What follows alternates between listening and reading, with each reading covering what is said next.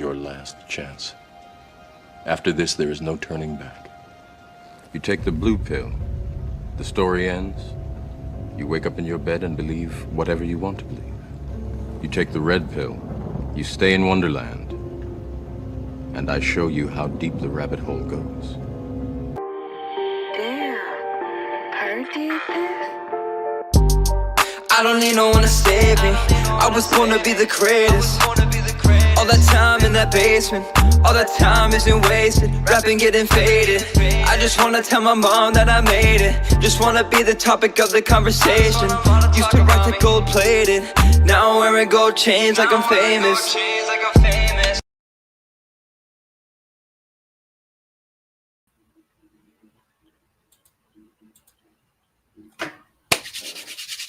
What's going on, everybody? Happy Tuesday. Happy Tuesday.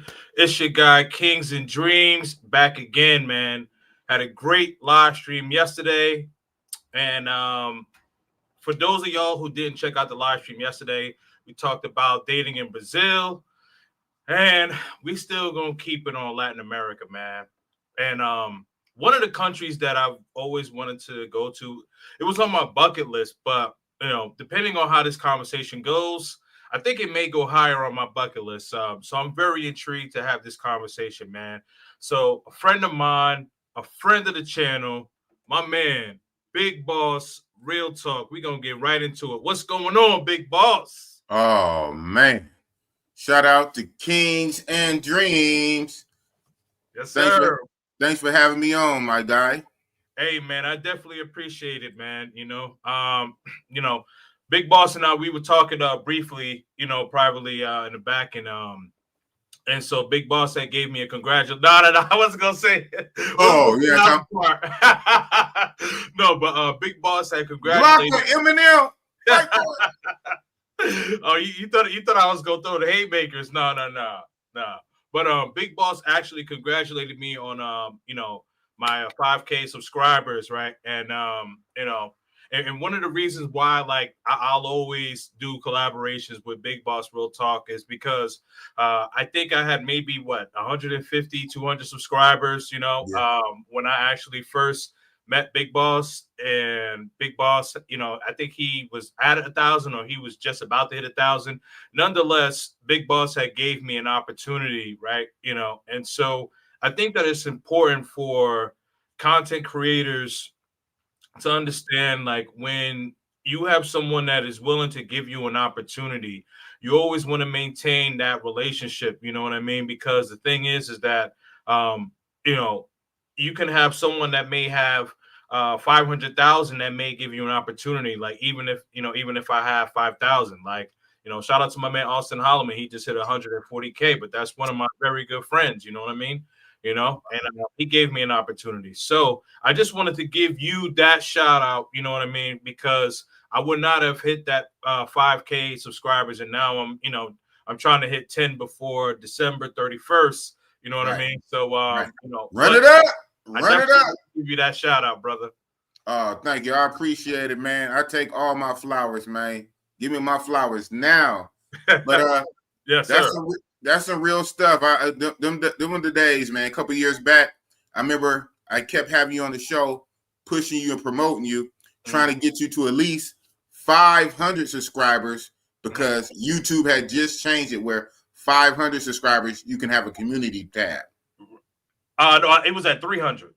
Oh, it was at 300? Yeah. So once I got 300, I was able to use the community tab. And actually, so another thing, you're the one who actually showed me how to use the community tab, because when it first popped up, I was like, hey, what is this? Right. Yeah. Now you telling all the business now, but yeah, but thank you for your honesty and transparency, and that's what it's about growth.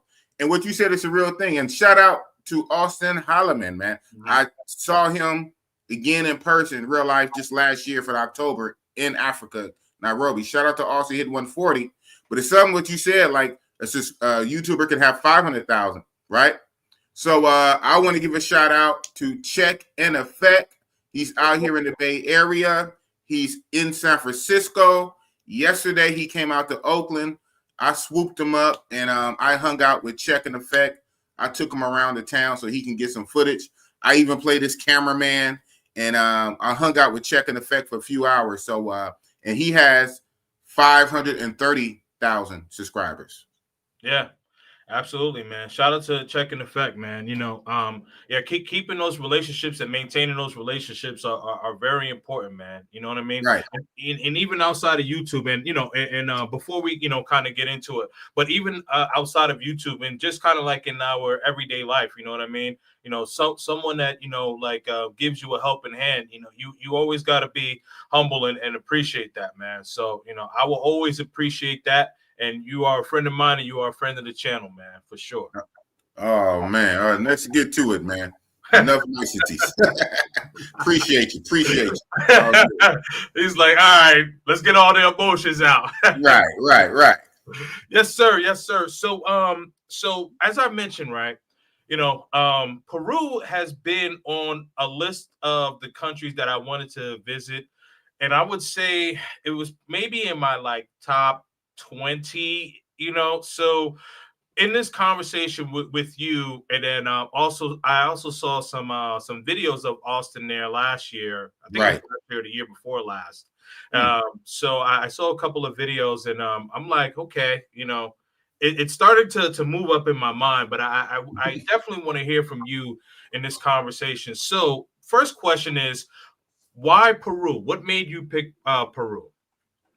All right. Well, this is real talk. So, all honesty, the reason I actually pulled the trigger and booked for Peru when I did, which is just a few months back, early this year in February, I went to Peru mostly to do a link up with Razor Rays, because Razor Rays was already going to Lima, Peru. He was promoting it on his channel, and Razor Rays was going to Lima, Peru.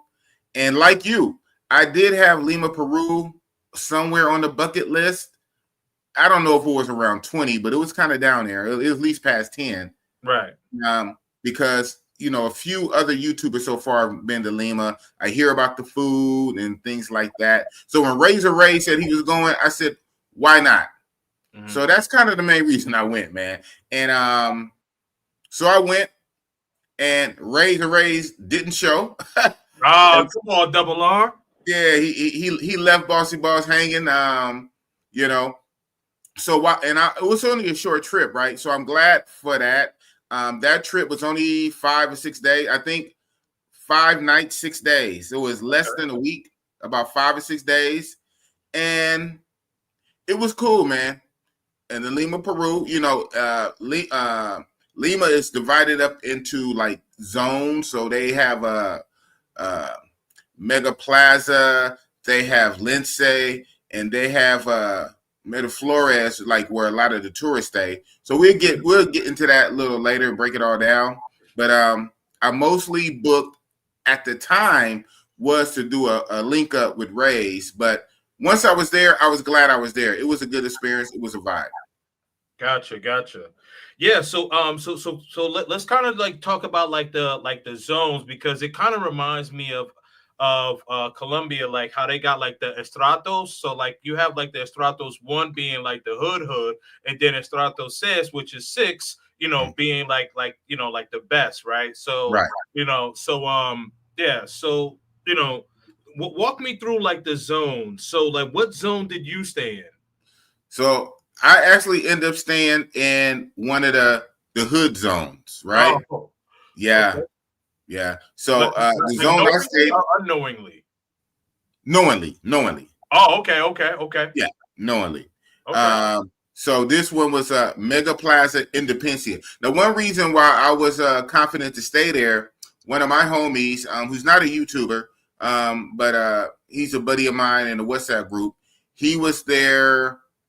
I had 2 buddies who went to Lima, Peru, and they both stayed in the same area. Okay. And one of the guys gave me the actual hotel that he stayed in. So again, that's a benefit to being in these groups, these WhatsApp groups.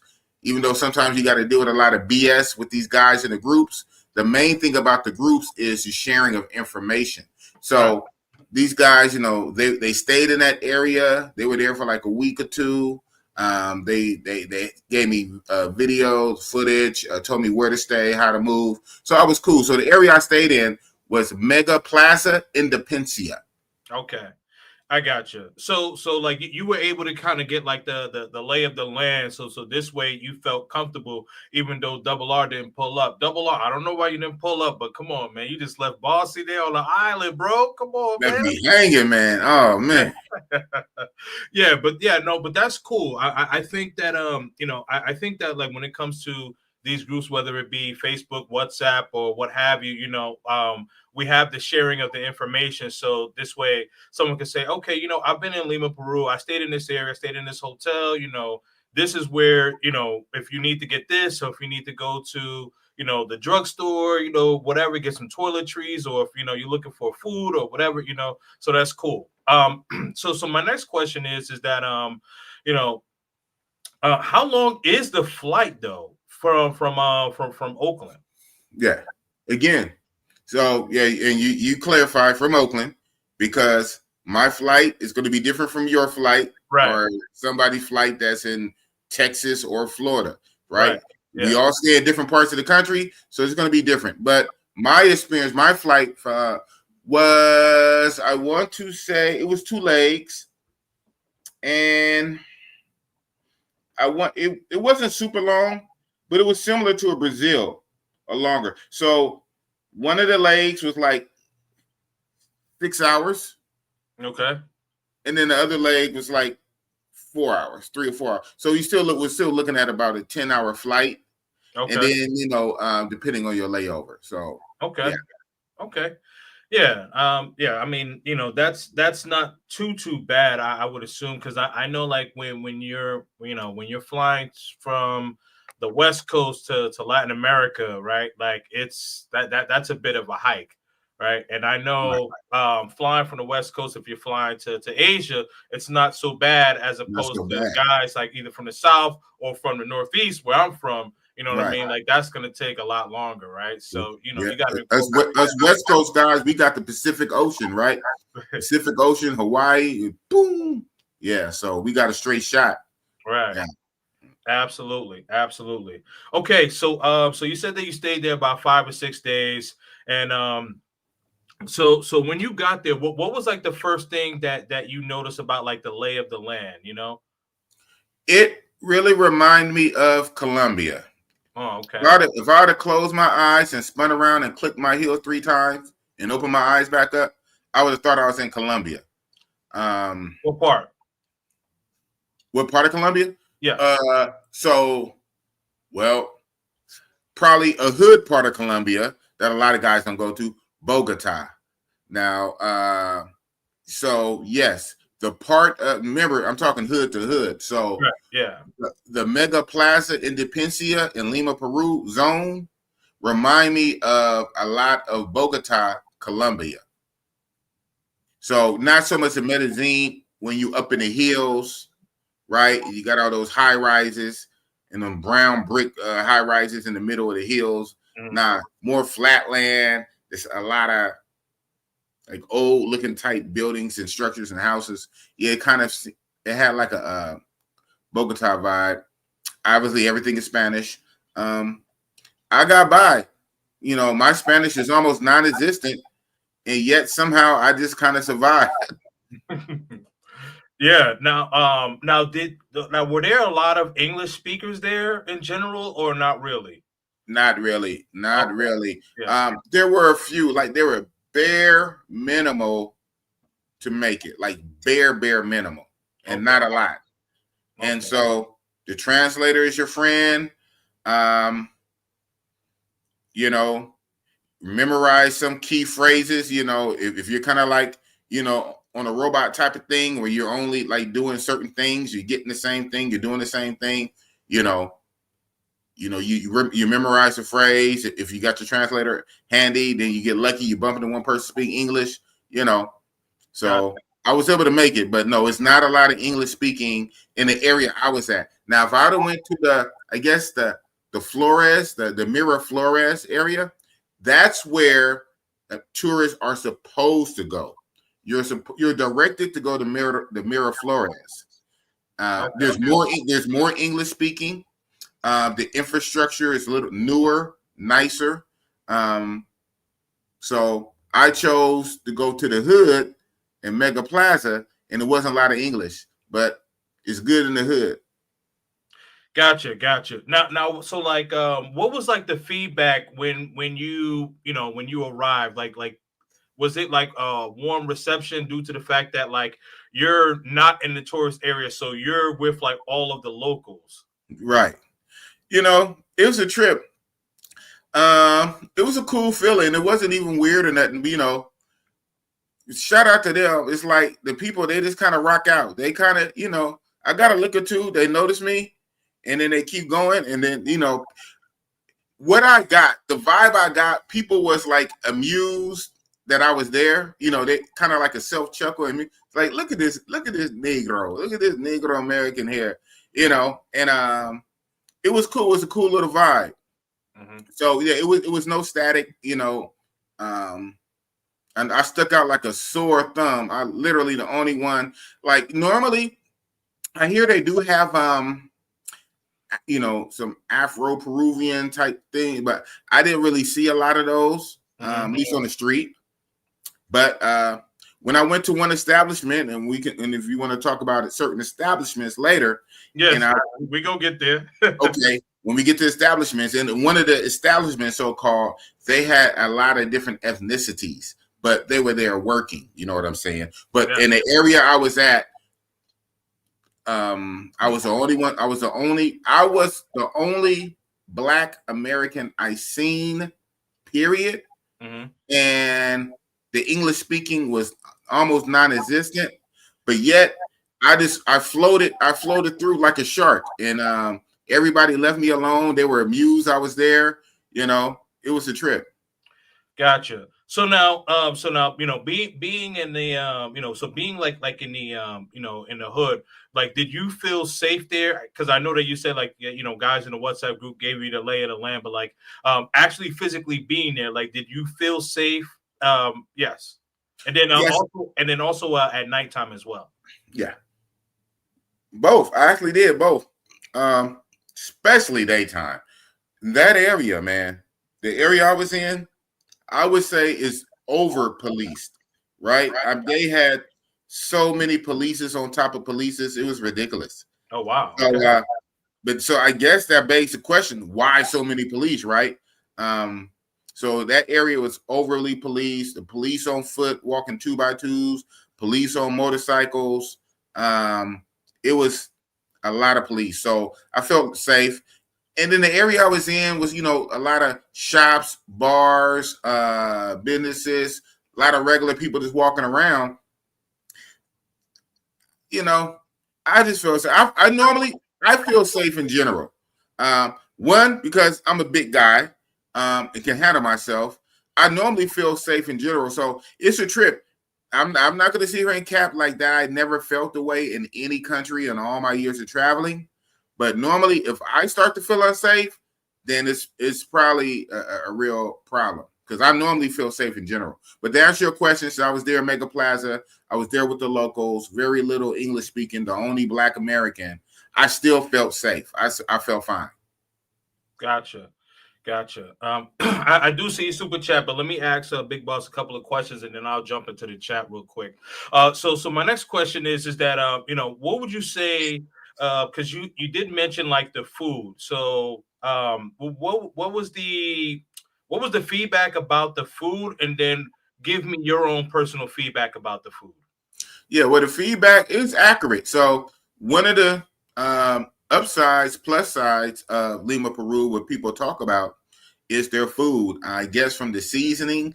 I mean, I'm not the biggest foodie, but I always say it's only so many ways to cook chicken, to cook beef, to cook this and that.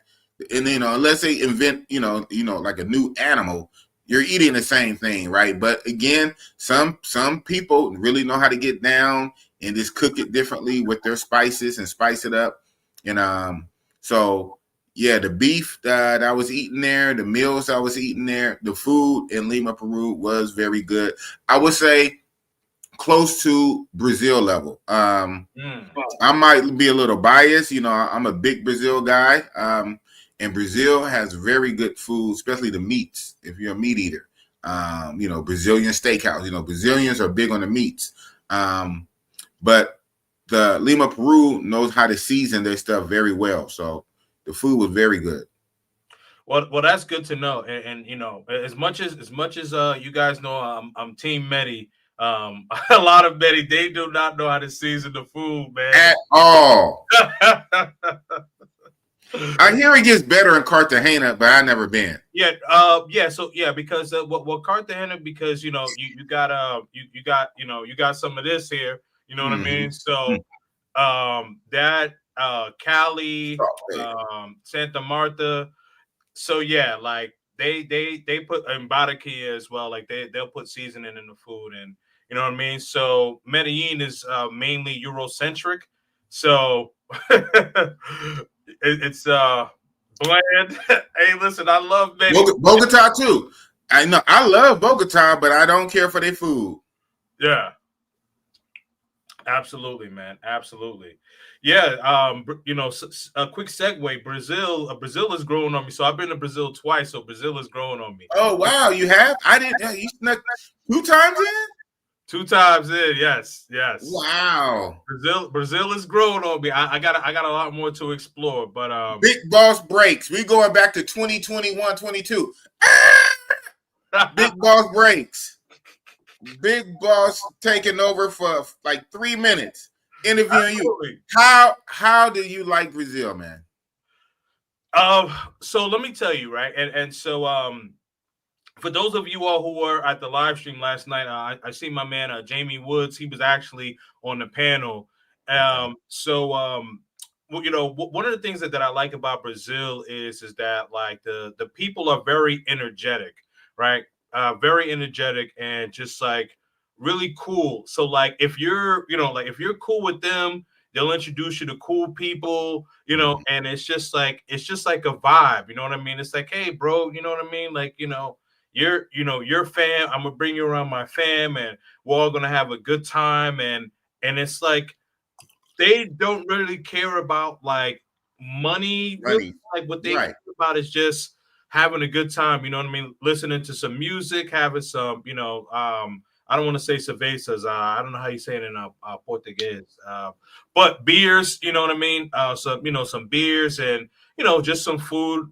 Like I went to a cookout. That there was a homegirl of mine I met out there, and so she brought me out to a cookout, and it was just really cool. Like I met like so many cool people. I met like doctors and lawyers, and like they look like, I'm not saying doctors and lawyers don't look like regular people, but like I would not expect some of these people to actually be like doctors and lawyers. Right. Not like in a bad way, but it's just like I was just like, holy shit, like like super tatted up, and I'm like, yo, like you're a lawyer? I'm like, they cool with that over here? So yeah, it's just it was just very interesting, man. Because like with Colombia, people are more like kind of chill, calm, laid back. And you'll have some people like that'll turn up, but the main vibe is they're really chill and laid back. Brazil is more conservative. Yes, conservative. Brazil is open. They're expressive. Yes, they'll kiss you. Now you see why Austin liked it so much, huh? Yeah. So and I'll say what I said last night. I said that I said Colombia. I'm still a Colombia guy. But Brazil is starting to tug on that cape, man. So yeah, it's gonna take it. It's gonna take it. I'm still bye, Colombia.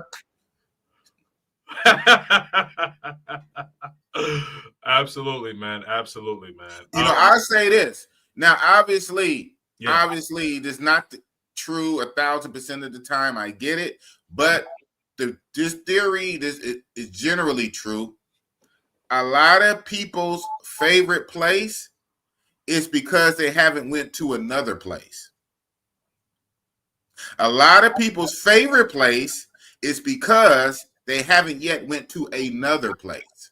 That's true. And I'm going to leave that alone. And I really mean that for all the guys who are still stuck on the DR Sasua. They're stuck on DR because they haven't went to a Brazil. Yeah. Or, they haven't even went to a Colombia, right? Yep. People stuck on Colombia like a king with a dream because he haven't went to Brazil. So, and that's not even talk Thailand, right? Way across the world. So a lot of people's favorite place is only because they haven't yet been exposed to another place. So I test your theory, man. That's what I'm saying.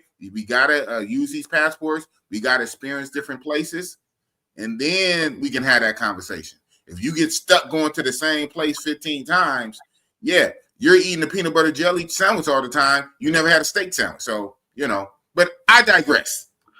No, you know what? That is an excellent point. You know what I mean? Because I think all of us we're creatures of habit, right?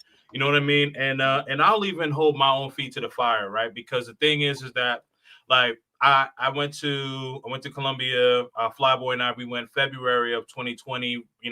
Literally right before the whole pandemic and shit hit the fan, right? And then so then I came back.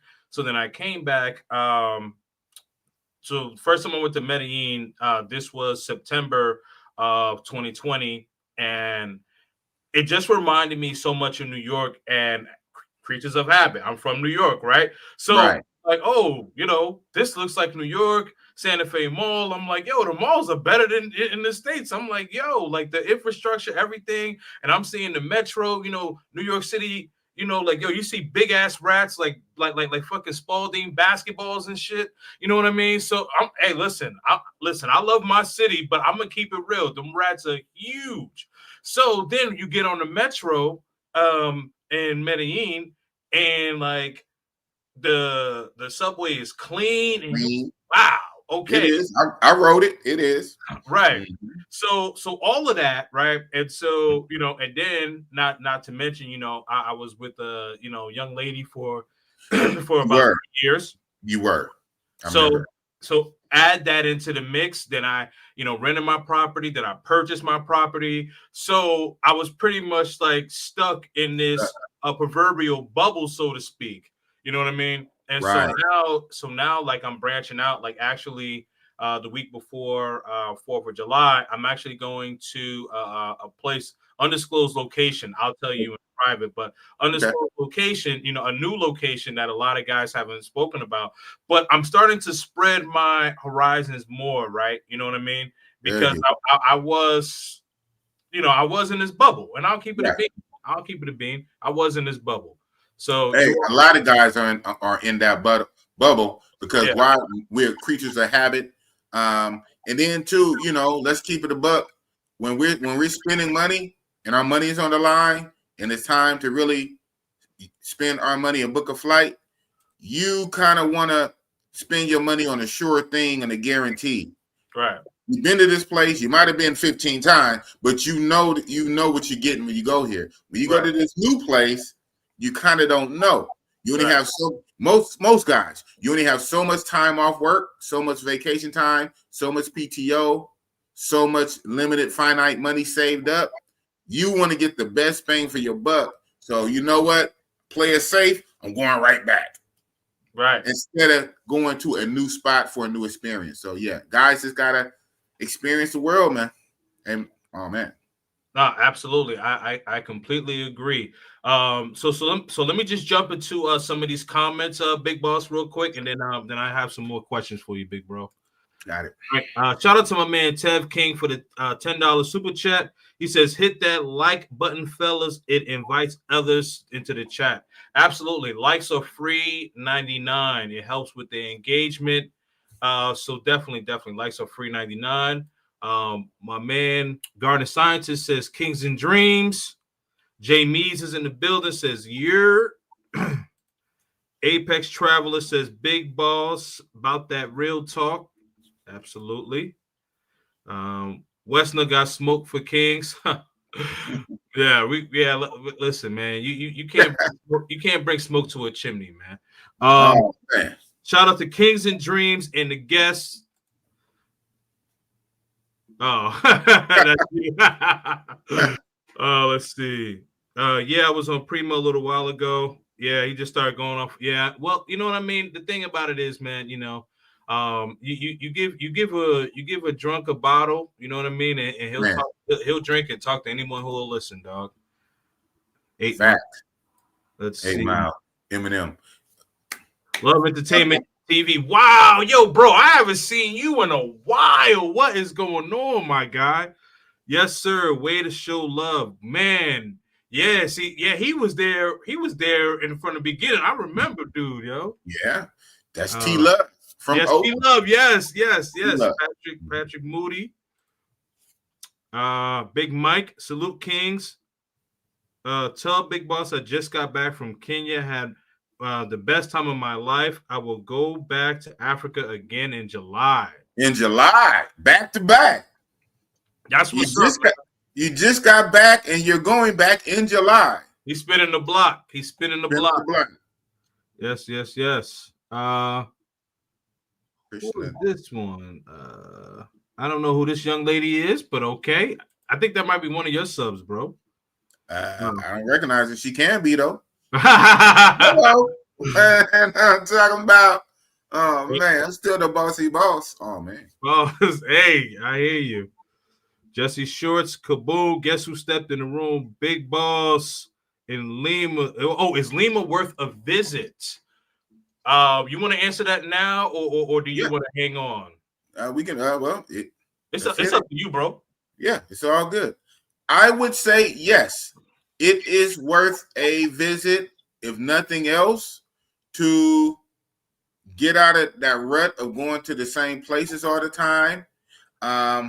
There's a lot, there's a lot of things to do, a lot of things to see. Now, I didn't do a whole lot of other extra things. I was kind of singly focused, but there are things to do.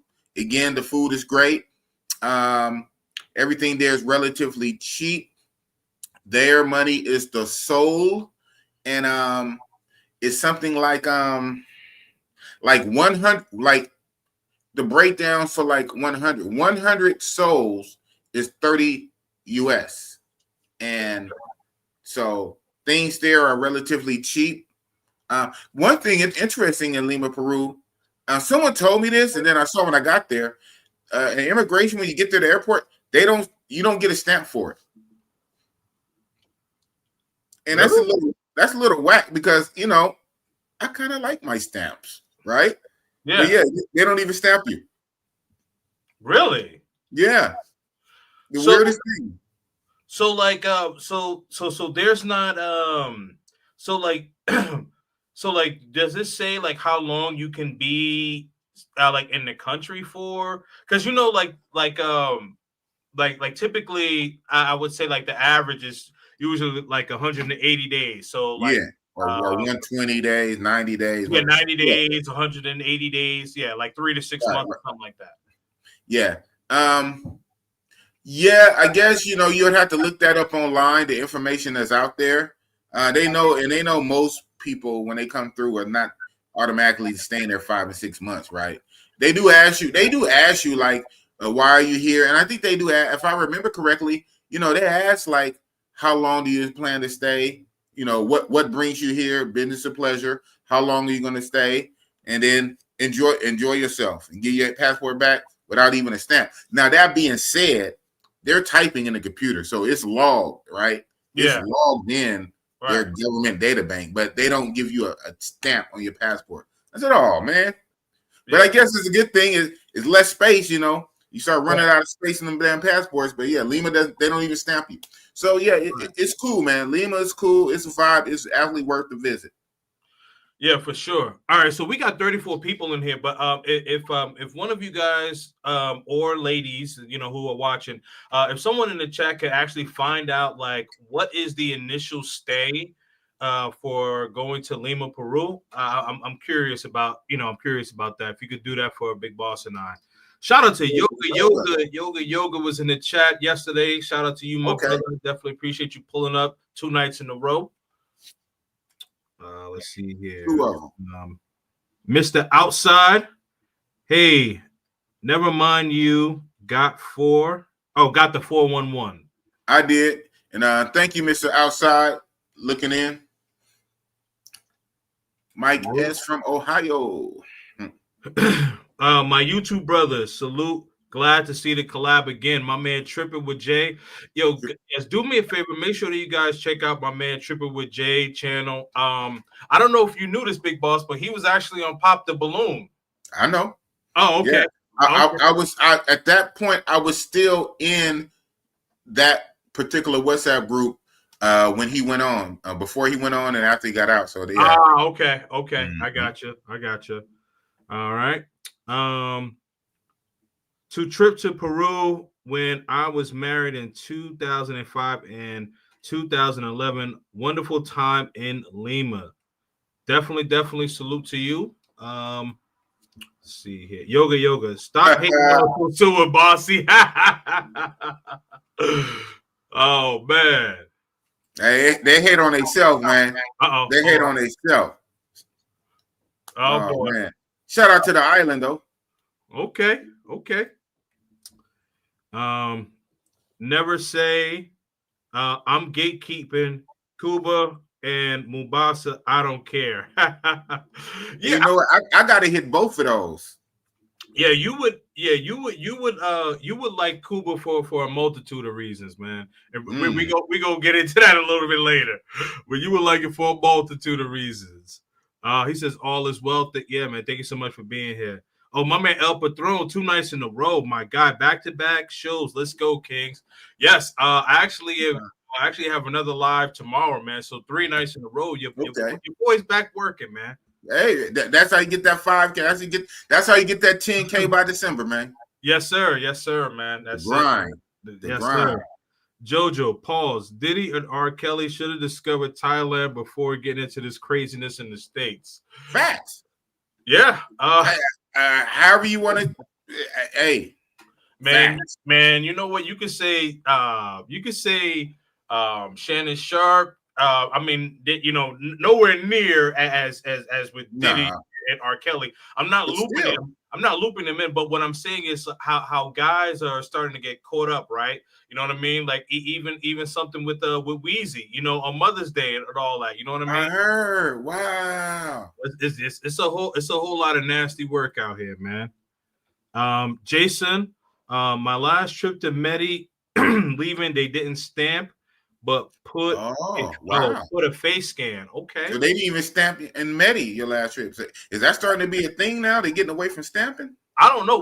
So I heard in Lima they never stamped, but I didn't believe it till I got there. And he gave me some questions and handed it right back. I said, okay.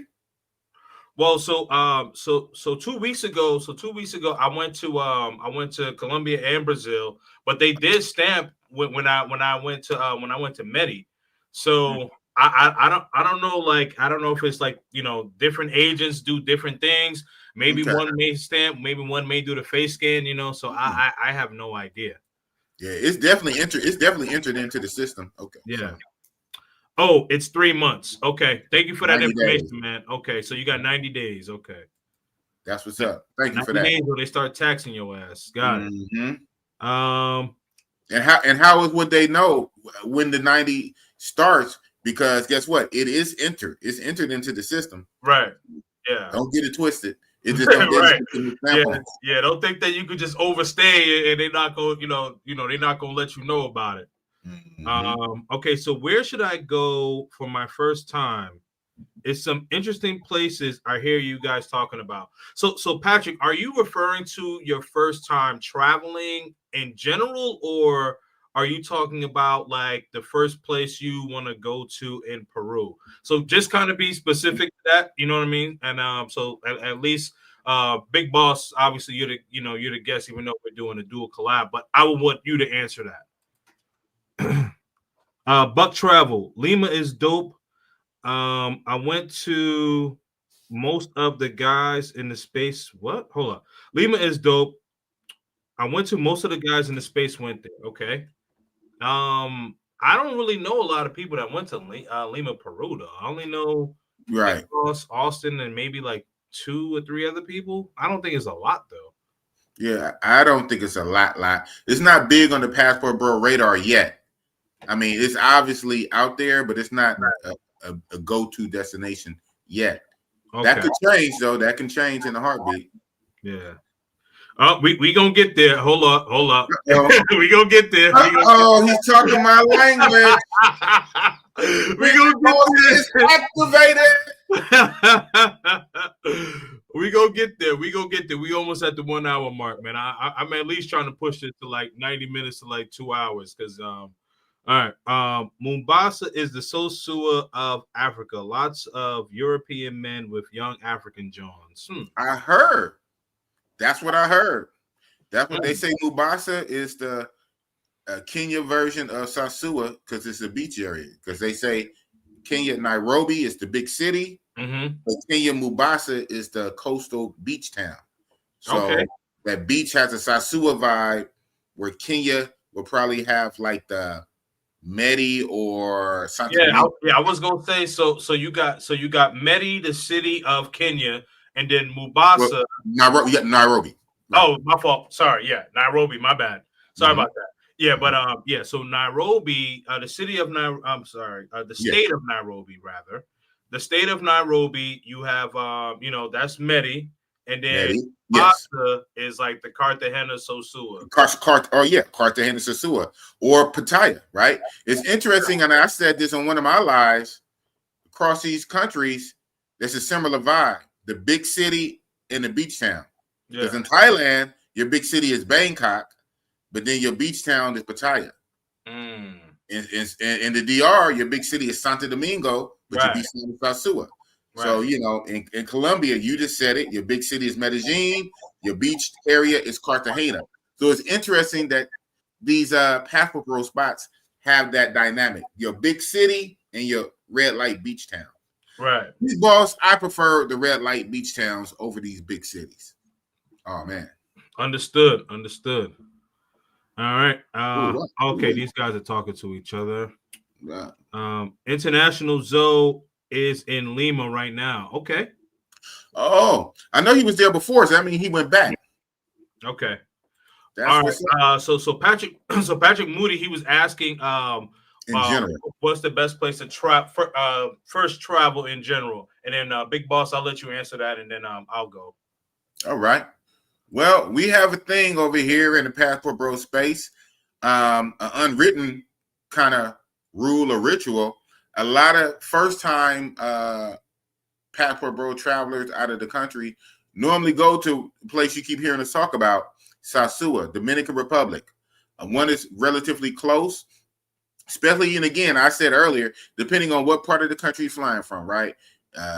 California West Coast, New York, Miami, Texas, just down south, wherever you're flying, still the Dominican Republic island is only 90 minutes off of Florida.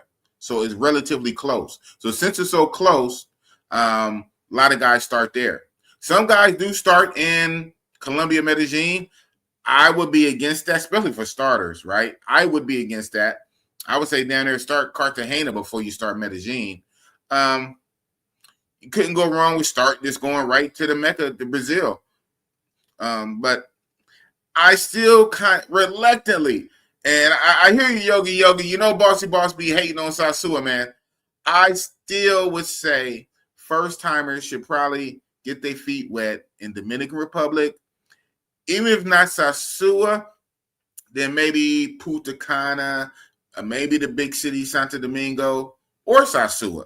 Because, like New York, where Mr. King's Dreams are from, if you can make it in Sosua, you can make it anywhere. Because you would get a real feel for, dealing with the nightlife, dealing with the local women, some of the challenges and the little games they play, the highs and the lows, the ups and downs. And it's relatively safe, right? You might have to worry about some pickpocketing or maybe kleptomaniacism in your room, but it's relatively safe, and you can get the, you get to bump your head, so to speak, in an environment that's relatively safe and not so far. So I still would say your first trip should be maybe Dominican Republic, maybe Sosua, Punta Cana, Puerto Plata, or Colombia, but I wouldn't have your first trip be Medellin, especially if you're a solo by yourself. No. So DR, Or like so, but my brother, shout out to my younger brother, who's 45, right? He took his first trip, his very, very first trip last year. His very first trip, Thailand. He jumped straight off the block. I tried to get him to go to DR Sasua. He said, no, big bro, I looked at all those videos. I see those girls, those women. They look ratchet like Oakland chicks. I want my first trip to be something radically different. So my brother's first trip was to the Orient. He went to Thailand. So the world is your oyster, bro. We're probably DR. Yeah, I mean, the thing is, like, it depends, like, like who you're traveling with. Like, see, Big Boss brother had Big Boss to travel with, so he had an experienced traveler to travel with. So, like, if you're, Patrick, if you're going by yourself, I would recommend, Sosua. There's a lot of brothers who have a lot of businesses there, expats, stuff, you know what I mean? So, like, you would be within the community, they will look out for you. And then another place what a lot of people don't talk about, and I guess due to the fact that it's so close to the United States, but it's a big country. In the summer, oh, Canada, because Canada, what Toronto is a beautiful, trust me, Toronto is beautiful. But what you want to do is like if you're going with an experienced traveler, then you can do the Thailands, you can do the Brazils, the Colombias. But if you're going with people who have not traveled outside of the United States, and you kind of want to dip your toe in the water and not just jump into the deep end, Sosua, as what Big Boss said, or during the summer, go up north, Canada, because the scenery is beautiful in more ways than one, man. Well, you know what? It's funny you say that because Canada has been on my bucket list for a while. I had a coworker years back before the pandemic, and he would just rave about Canada. He told me a lot of interesting. You know what I'm about. So just think about me and what I do and what I like to do when I'm about. And he just broke it all the way down. He said, it's there. I said, wow. I said, Canada? He said, yeah. I said, So he almost had me sold. And then when I think years back, I was going to pull the trigger and do like a quick expedition, short trip up to Canada. And that's when the pandemic hit. And I haven't thought about it since, but you just now put it back on my radar just now. Yeah, well, so there's a Caribbean festival. It's called Caravana, and it happens every year in August. It's a vibe. Patrick, Big Boss, it's a vibe. Trust me, it's a vibe. Interesting. Absolutely. Let me finish off these last comments because I want to get this conversation going. Kenya is a GFE GOAT. Facts. In class, and Kenyan women are cool and outgoing. That Niesh. Oh, that Niesh is nice. Okay, got it. You know what Niesh is, right? I assume like ish. It's their ass, their butt. Okay, the ass. Okay, it's African. Yeah, African for ass. Okay. I believe that word is South African, but they use it in Kenya. Yes. Okay, got it. Yes, the dating market is easy in Kenya. I can see why Austin Holloman loves it there. Another Brazil. Yep, it's like an African Brazil. Yep.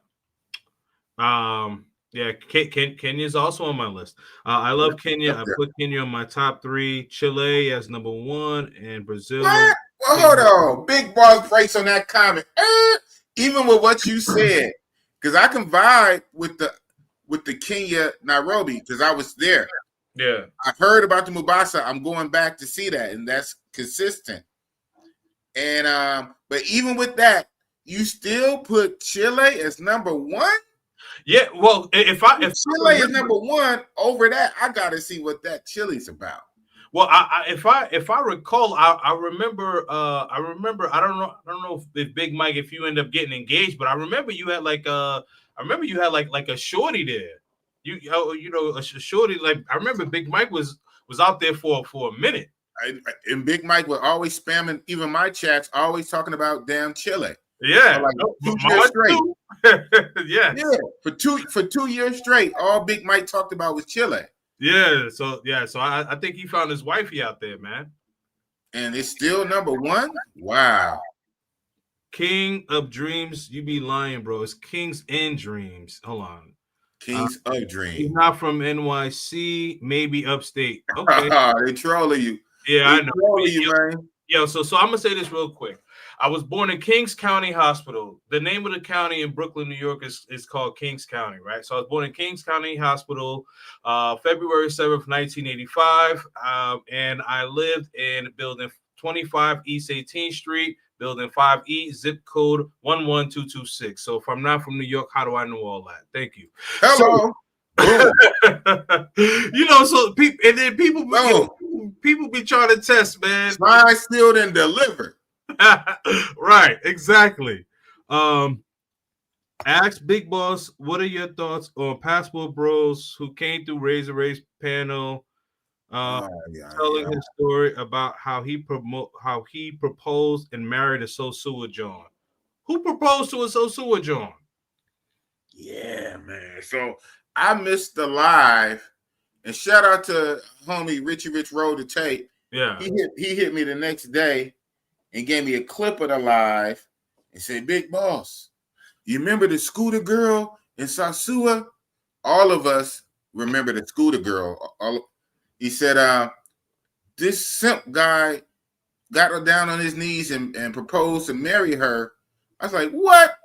Then I went to Razor's channel and I looked at some of the live. So yeah, man. And she's a cool chick. I kicked it with her a couple times the last few times I was down there. Oh, okay. She's a worker chick, chica. Yeah. And she's real innovative, man. She hustles her little money. She buys her own little scooter. And I remember she used to always go up to the casino and try to double her money. So, she was something else. So she was always like real innovative and could speak English. And I guess she got some simp to marry her or to propose to her. So, wow. Congratulations to her, but the simp, shame on you, brother. Right. That part. Yeah. She finessed. Right. Okay. Yo, shout out to my man HD Chillin', man. You know, right? HD Chillin'. Yes, sir. So boss, he's asking, do you prefer Bogota or Lima, Peru? Oh, Bogota. It's still Bogota. Bogota over Lima. Lima was a good diversion. You know, it was a good diversion. And again, where I was at, especially that Mega Plaza, it reminded me of certain parts of Bogota. But no, Bogota all day. Okay. Lima was nice. It was nice for what it was. Gotcha. This Kenyan chick and Mubasa was telling me the name of some of the European guys. Get the woman knocked up in Mubasa and get out of there and not taking care of the babies. Dirty scoundrels. And they got the nerve to talk about Black American men. Bro, I was just about to say that. We're there. Yep. I was just about to say that. They always say we the ones that be leaving. Dirty rotten scoundrels. Hey, listen, Brad and Billy be leaving too, dog. Yeah, they do. Big Boss, that activity is there in Canada and legal. Hit up Montreal, Canada during the summer. Actually, yes. Montreal is another place. I will say that Montreal is another place. So I have a cousin who lives in Montreal, and not necessarily for that activity, but just as far as like the ambiance and the beautiful woman activities and stuff. But yeah, it's really, really dope. Toronto, Montreal, you can't miss. Well, it's interesting you say that. So this particular coworker who used to always tell me about Canada, believe it or not, he wasn't even speaking on the pay for play, and that's another thing that piqued my interest. So I'll go ahead and say it. He was just saying there was a lot of white girls and a whole lot of mixed girls. He said it's a lot of mixture going on up there because they have a lot of immigrants that come from all over. Now they all mix up. And he said they just pretty much love and dig American guys, American black guys. The ones who are cool with some swag. Now, if you're this big, fat, ugly, stinky, whatever, and just because you're American, no. But the black guys who have it going on, the black guys who have it together, the American black guys, he said you can just clean up out there. You can clean up out there, go to the club, go to the nice spots, go to the bars. You'll come up on a lot of those mixed white chicks, mixed chicks that's into American blacks, into hip hop culture, into the swag. So he was just telling me about that. Not so much the P for P.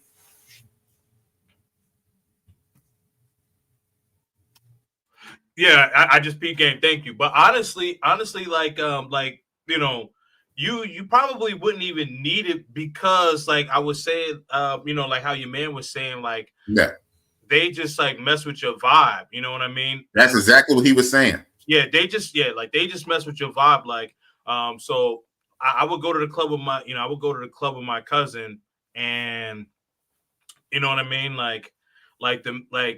they could just tell like I'm from the United States. Like, I don't know, just by the way, like I guess like the way like I stand or I walk or whatever the case is, and they just feel that vibe. You know what I mean? And yeah, so you got like it like I said, like especially Toronto is such a melting pot because like you'll see like an Indian chick, an Arab chick, a white chick, dark skin chick, brown skin chick, mulatto, you'll see an Asian chick, and they all like want to be on your helmet, bro. Right. That's you pretty much saying what he was saying. Yeah. You're right. Yeah, he's saying it's more like a vibe. And when he was even breaking it down, he said because I think if I remember correctly, I think he was from there at some point because he was saying the difference is a lot of their guys, and shout out to them and their guys, but a lot of them guys may not carry themselves the most confident and upright, so it's something about the American swag, especially the American brother swag, who's just cocky and boisterous and out there. The women just flock to it because he was saying, and I'm probably messing it up, but it was along the lines of, not all, but a lot of their men tend to be kind of like downtrodden, kind of like humble and kind of shyish. So when they see like a vibrant American that's just out there, so that's why he's saying, that's why, shout out to my own self. He said, you, bro, yo, outgoing, outward personality, you up there, you a pull like a magnet. Yeah, no, it's very true because like, you know what I mean? Because my cousin, like he's low key, you know what I mean? And and he lives out there? He lives out there? Yeah, he lives in Montreal. And that's what my guy said. He said the guys are out there, they tend to be low key. So the girls prefer that high energy. So when an American comes, they just jump on them. Right. Yeah, that is very true. All right. Yeah, Kings. I got married here in Chile. I knew you had a John, bro. I knew you had a John, but I didn't know that you married him, man. Congratulations, wow. Big Mike. Congratulations. But it's a bit rocky right now. Okay. Hey, man, I'm sorry to hear that, bro. Hey, man, I hope everything works out for the best. I mean, if it ends and it means that your mental health is good, then it wasn't meant to be, brother. But you know what I mean? If it's something that can be fixed and mended and you guys are able to get back right, and you know what I mean, and it's an improvement for you, because I'm team Big Mike. I don't know her, so I'm team Big Mike. You know what I mean? I heard that. I'm on your side. You right. She wrong. Right. Whatever happened. Yeah. So long story short, Big Mike, you cheated with 20 women. You right, she wrong. Hey, listen, if it's beneficial for you, man, I hope it works out, bro. Canadians are very nice. Yes, you can be yourself and they chill. Montreal is safe. I was walking in the middle of the night. The P for P, Snow Bunny Heaven. Yeah. Shannon Sharp would love that. What 25K a cheek? Nasty work. Oh man, Nasty work. Shorty did look good, but she wasn't 25K good. No. She did look good though. Canadian chicks are easier to approach. Just one thing: don't bring up U.S. politics or Trump. That yeah. Oh yeah. Well, yeah. Yeah. Oh well. See that's one thing though. That's one thing. Don't bring up politics because they are super feminist out there. Yes. Yeah. So I heard this goes into why a lot of the guys down there are kind of downtrodden because it's so much a feminist society that the guys just play it safe. Okay. Yeah. So they browse. You know what? I'm gonna say this on one of the original Red Pill channels. Sometimes women don't know what they want. We making it hot up in here. The woman said she want all of that, and then when a man acts like that, then they don't want him. Surprise, surprise. Yep. You made this fake matrix feminine society that beats down men, and the men are kind of kowtow. Now you don't want those men. Right. But when you get these vibrant Americans that come there, alpha male that let their balls hang, you run and flock to them. Oh yeah. You beat your own men down. Yep. Absolutely. And the thing is, not to get too crimson here, but the thing is, plain and simple, fellas, don't listen to what she says. Watch what she does. That's man. International Zoe is there now. Yep, we heard that. In Lima, yep, we got that. Why would anyone bring up politics with women? Right. That's wrong. That's a losing situation. Oh, absolutely. But I think Big Mike was just saying, like, if you happen to be in a relationship or whatever, you know what I mean, and then you're watching something, and you know what I mean, and you see Donald Trump, you're like, yeah, and she's like, what the fuck, you know what I mean, and then now the whole conversation come about, you know what I mean. You know how many times here in the States I held my tongue as these chicks just badmouth Trump and go about Trump. I had. Yeah, and then we doing that. Him and Elon Musk are doing this and right. Yep. Absolutely. Well said, Bossolini. Yes, sir. Okay, all right. I got through all of the comments, so now let's get back to this Lima conversation. So we talked about the food, so let's talk about like the financials, and then after the financials, we'll get into money time. You got it. After the financials, we'll get into money time. Yeah, well, it goes together. Yeah. Yeah. So let's talk about like when it comes like the cost of food, and I know that you said that you didn't really do like too much like activities. Did you do any activities whatsoever or not really? I would have to say in the 5 days, no, I didn't. So yeah, that's a glaring omission. In those 5 days, I just kind of stayed put. I stayed in my own little bubble. I didn't leave out of a 4 block radius. The good thing was the hotel I stayed in, the area I stayed in, it literally was a mall, a giant shopping mall right behind my building. Like, oh wow, okay. Like one block past my building was a shopping mall. And so I hung at the mall a whole lot, needless to say. Okay. And walking around on the different floors, the different stores. I stayed a lot in the Starbucks in there using their Wi-Fi. I went live on my channel in Starbucks Wi-Fi a couple of times. So I just kind of amused myself in the mall, and it was in my plush hotel room. I had a suite that had a jacuzzi, that had everything in it. A plush room, and then at night, when we get into it, I went to some of the establishments, and again, it was only 5 days, so I wasn't there a week. I wasn't there 2 weeks. I literally was there like 5 or 6 days. I could have did at least 1 or 2 activities, but I didn't. So yeah. Right. Understood. Yeah. So the mall. So like the mall, like how would you compare the malls to other malls that you've been to, outside of the United States? Outside, okay, not the American Mall. Yeah, this mall was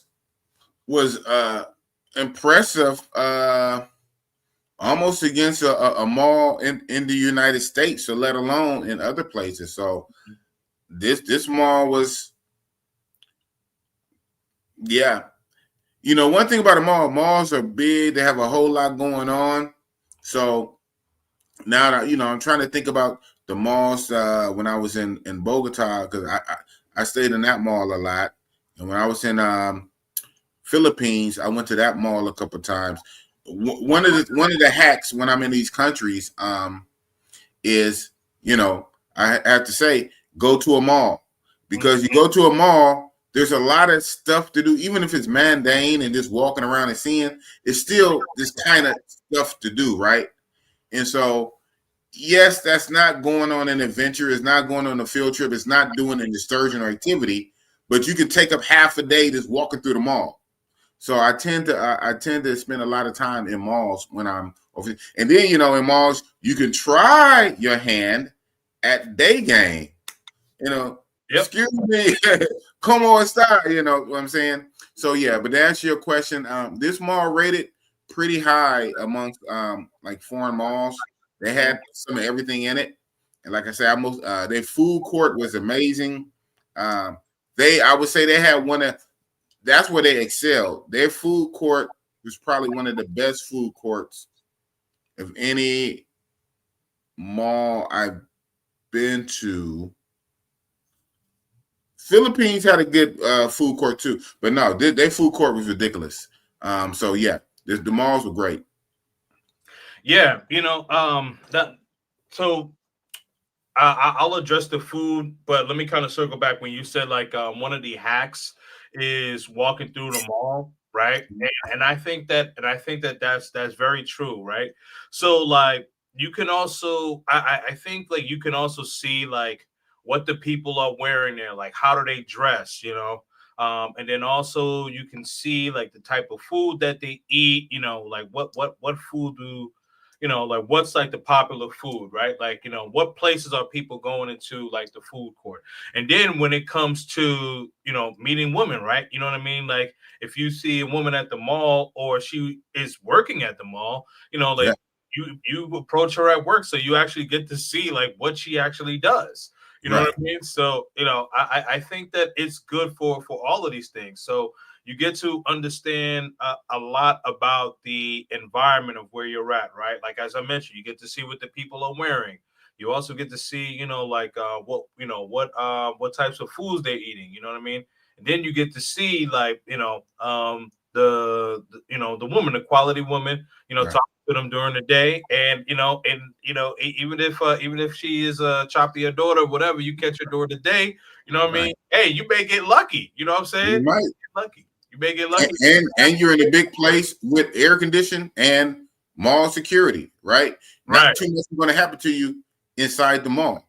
So right, right. There's cameras everywhere, so they know, like, you know what I mean. Like, even if they try to do something, like, that's not going to work. So, yeah, I think going to the mall is a good hack. Another thing, so when it comes to so when it comes to like the financials for someone that spends 5 or 6 days, how much would you say someone would need to bring?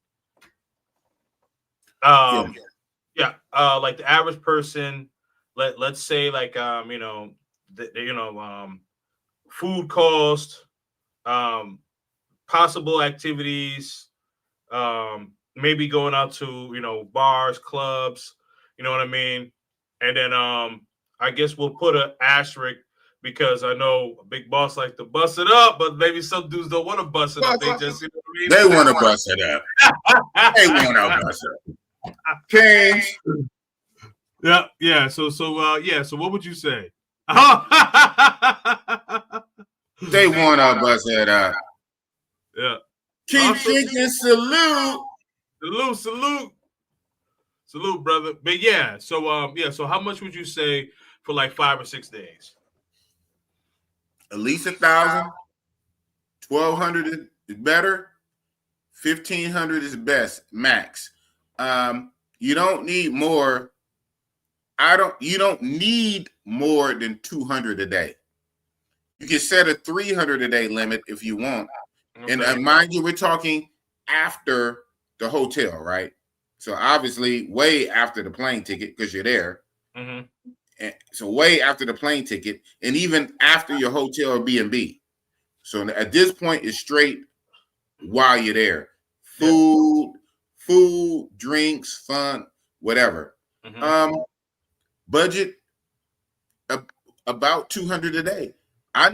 My budget is 200 a day, and I normally don't ever even hit my budget. Yeah. I budget 200, but I normally spend half of that, maybe 150. Some people like to drink a lot, and drinking will actually balloon your budget up the most. Yeah. You know, I could say sometimes even more than the activity with the girl. That alcohol is something else. Drinking, it can really add up. No, you're right about that. Especially if you get bottles, oh, forget about it. But even not bottles, even shots. So you can easily bump that up to 300 a day. So now you're talking 5 days, 3, 5, so 15. But I say about 1,000, 1,200, 13, soft cushion. You'll be all right. Like for me, I think I'll go ahead and say, I want to say I went out there with 1,500. I want to say that. Okay. And if I remember correct, it was about 1,600. And I believe I came back with a couple of bucks in my pocket. So yeah, you don't have to break the bank. It's relatively cheap. Their money, but it is stronger than the Brazilian real. Now Brazil is 5-1. There's a 3-1. So, okay. Right. So their currency is actually stronger than Brazil's, believe it or not. But that's still relatively cheap for us. Right. Yeah. Absolutely. And so when you exchanged when you did like the currency exchange, now did you do that when you were there, or did you actually do that prior to traveling? Because I know some people will do exchange prior to traveling. Like for an example, like when I went to like the times that I went to Havana, Cuba. So instead of so I actually traded USD for euros. Yeah, euros, that's what I heard. Yeah, they don't want you to spend USD there, right?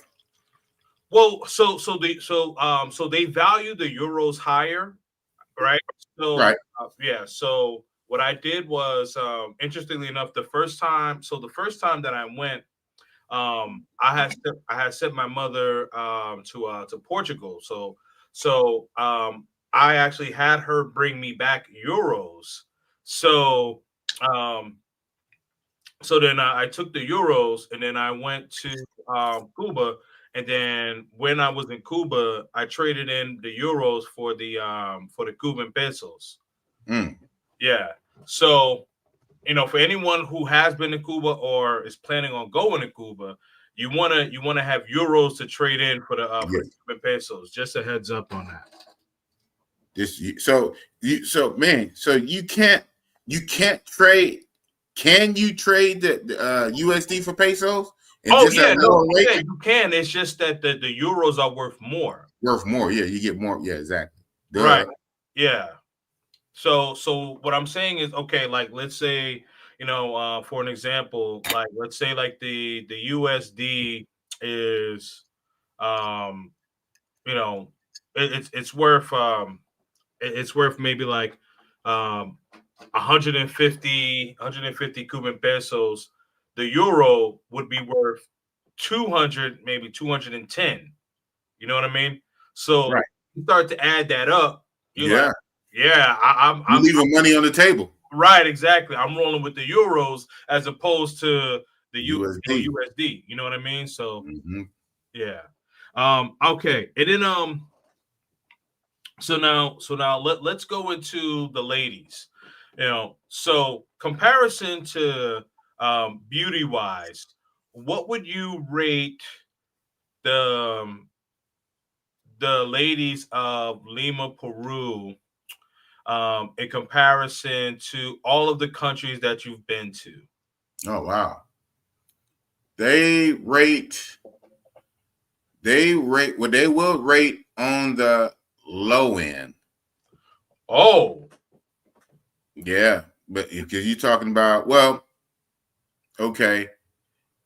They'll probably be neck and neck maybe with Thailand, I guess.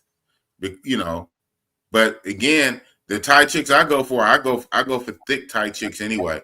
But so it's a thing, and I kind of saw it out there. It's a thing in Lima, Peru, where I had already said, or guys already say that, shout out to them, no disrespect, but a lot, not all, but many of the actual Lima ladies tend to not have attractive figures, right. So, but it's a good thing there's a lot of foreign women there.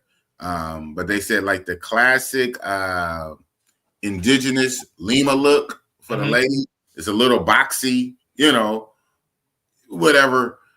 But what do you mean like boxy, like SpongeBob? kind of, yeah, kind of like yeah. So Yeah, that Squidward. Oh no. yeah. But the thing is, Lima is a hub country similar to a Costa Rica, similar to a Panama. One, because their currency is pretty high. Again, Lima, Peru currency is higher than the Brazilian real or Brazilian real. And so a lot of ladies go there to work, wink, wink. And so it's flooded with a lot of Venezuelans. Shout out to Venezuelans. I fell in love with the Venezuelans in Colombia, right? Venezuelans go everywhere, but they have some of everything from all South America there in Lima, Peru. But the actual indigenous Lima, Peru ladies are really not. They're not it. They're not all that. Okay.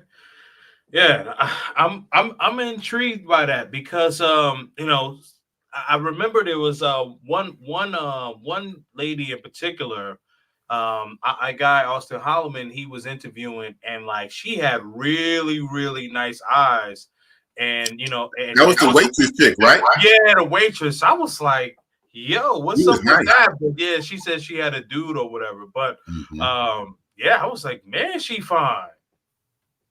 If I remember correctly, was she straight Lima, Peru? I hear a big echo now. It's not an echo on your side? No, there's no echo.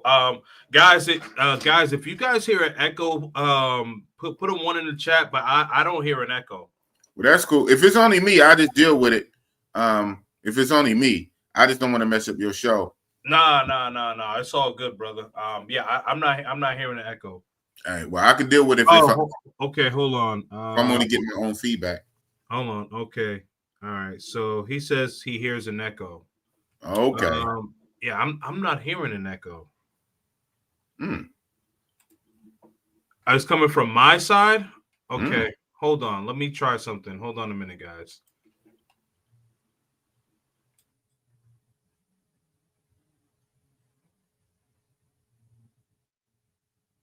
This now is good. He ain't saying nothing. You funny, Big Mike. Okay, check. All right. How about now, guys? How about now? Well, it's when I talk. Yo. I hear it.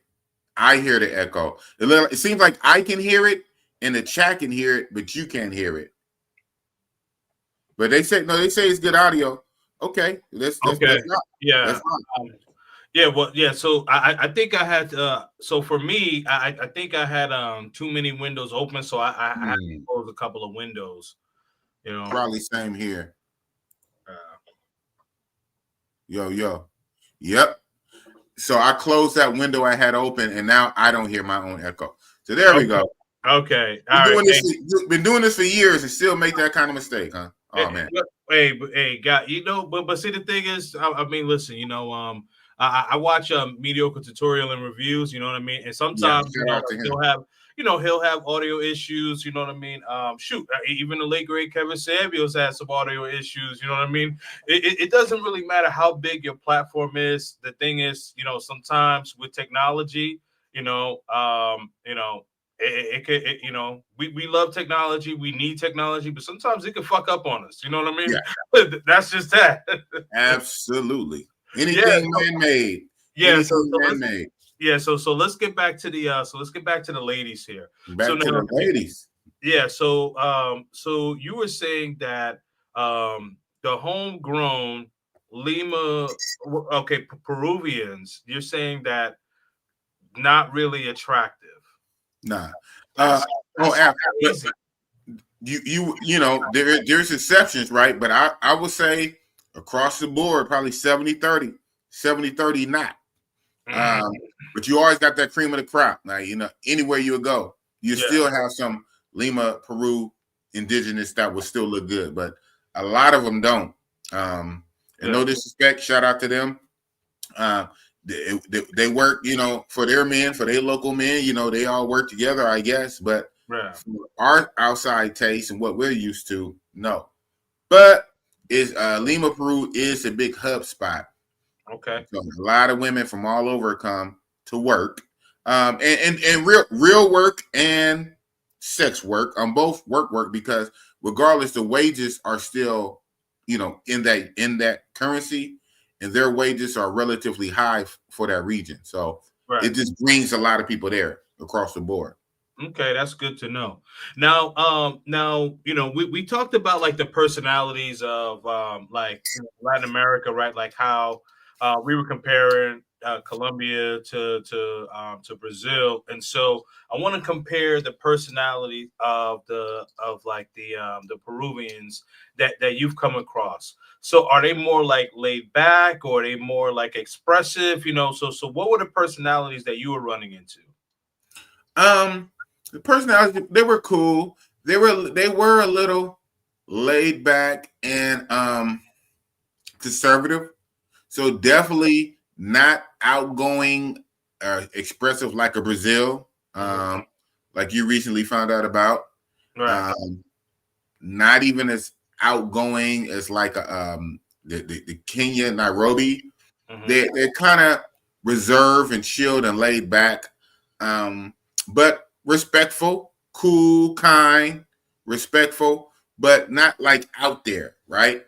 Mm-hmm. So you got to kind of do a little like to kind of bring it out of them type deal. Yeah, I got you. Right. Now, did they give you like any choosing signals? Because even though and I'll mention Colombia again, with Colombia, they're like conservative, as you mentioned. Yeah. But the thing is, like, when they find you attractive, they like stare you down, like they like looking like dead at you. Right. And they're basically saying, like, I'm not gonna say anything to you, but I want you to come say something to me. So like the laws of attraction, like, did they give you like any choosing signals to let you know, like, hey, like I'm interested in want you to talk to me or what have you? No, boss, I didn't get no choosing signals, man. They wasn't on your boy like that, man. Okay. I only had one chick that actually came up to me. Oh, okay. When I was on the street at night, but lo and behold, she was a worker, so I guess that don't count. So right. Yeah, she had an ulterior motive, right? Right. No, so but interesting, but because I got a lot of looks because I was one of one. I was the only one of me out there. Like I would say the only black person. I could say I was the only black person somewhere for like 5 or 6 days. Mm-hmm. So it was kind of a different experience. So I got looks, but I don't think I got too many of those kind of looks. So Okay, I got you. Okay, and then now did you end up like outside of the mall? Like, did you end up like going to like any of the like local spots, like any like the bars or anything like that? well, yeah. So technically, the only bars you could say I went to was now. This would be time to transition as Hmm. to the establishments. I went to two different establishments, and these establishments, full service type place where they have like a full bar Hmm. and a showroom, um, dance floor, showroom, and smash rooms and whatnot. So Okay. I did visit two establishments out there, and got it in. But you know, I'm not, believe it or not, I'm not the biggest drinker. I'm not the biggest drinker. I do drink. I will drink socially, especially when I'm on vacation. I'm out and about. But I'm not the biggest drinker. So I don't really just hit bars like that anyway. But when I Right. do go to bars or a nightclub, it's for, to find the ladies, to find the women. So in this case, when I was in Lima, Peru for that very short trip, only like 5 or 6 days, 2 or 3 of those nights, I actually went out to some establishments. They have a big establishment out there. I say the name is Las Serenetas. Las Serenetas is a real big establishment. The guy who runs it, not own it, but the guy who runs it, I met him.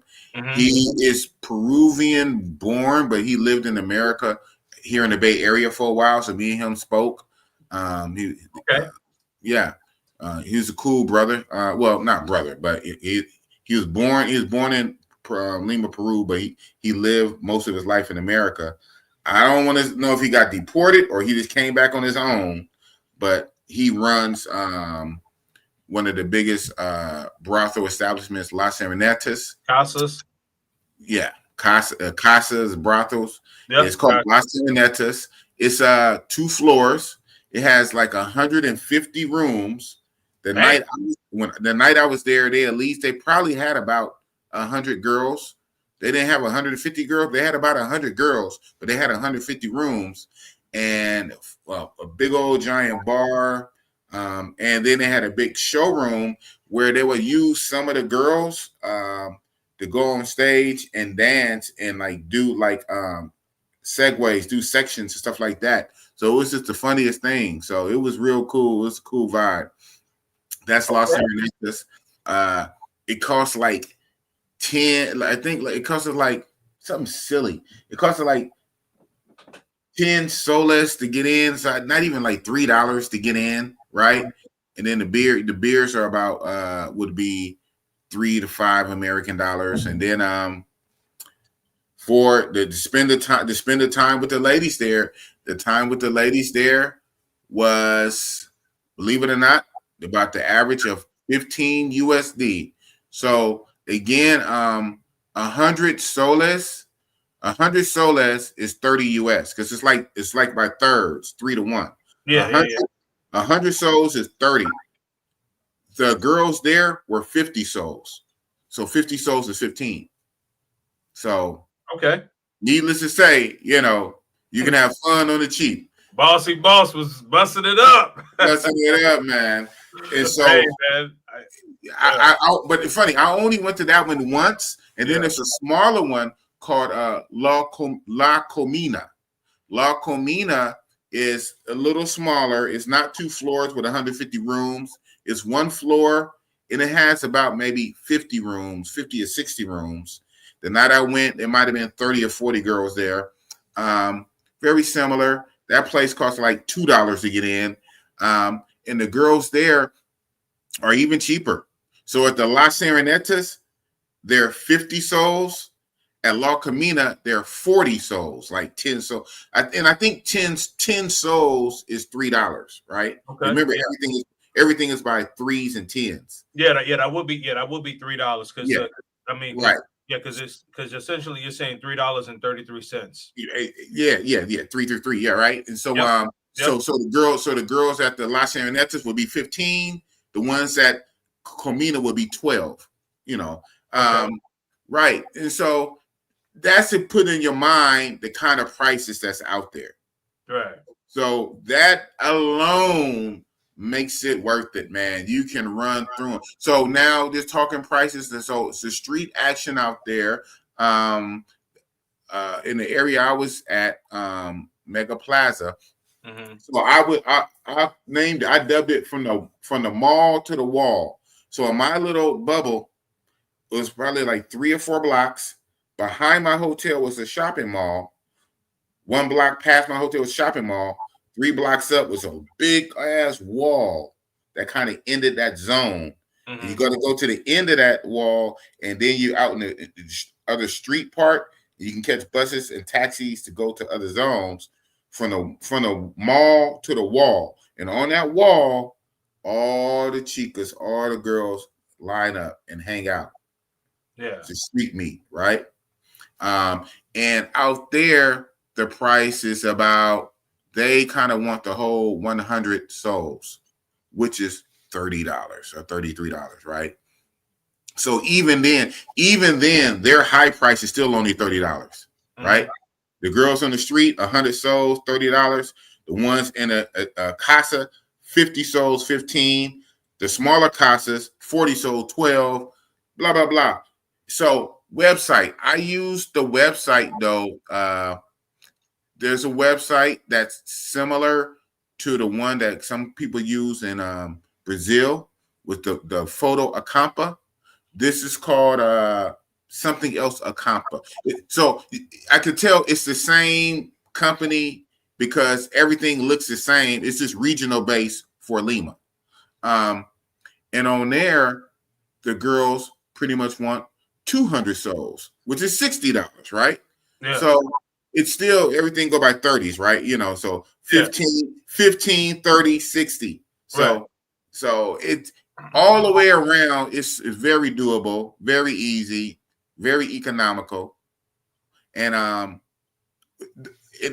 with the food being about the same with the pricing. So for Lima, Peru, like I said, you really don't need a lot. When I went out there with 1,600 for 5 days, that really was kind of too much.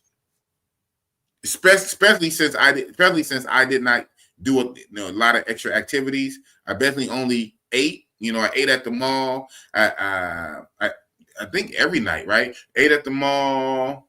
I ate at street trucks out there. I went to the establishment 3 times out of the 5 nights. I went to the establishment 3 nights. The other 2 nights, I just, I ordered in, Uber Beats, off the website. Yeah, Uber Beats. Yeah. The fly away. Yeah, so you can really with that kind of price point, if you keep your head on straight, you can really craft a good trip. It doesn't break the bank. Yeah, I got you. Now, in comparison to like the ladies in the casa as opposed to the ladies that were outside of the casa, and then the website, where would you say out of all 3, you rank like quality? Yeah, quality. There we go. Oh, website 1,000%. The website 1,000%. Okay. They had a few cuties that were outside, but you know what? But the casa, especially the first casa, the big one, the Las Serenetas, the one with 150 rooms, 2 floors. Yeah, they had some baddies in there, some like actual baddies that could work on a website. And that one I saw the most diversity too. I saw one that was like black, like she looked like African up in there. Yeah. So again, and that makes sense because again, that whole area is just full of immigrants that come from all over. Right. The Lima, Peru, the Lima soul is pretty high comparison. So that establishment, Brothel Casa, Las Serenetas, with the 2 floors, they had a lot of different ethnicities in there.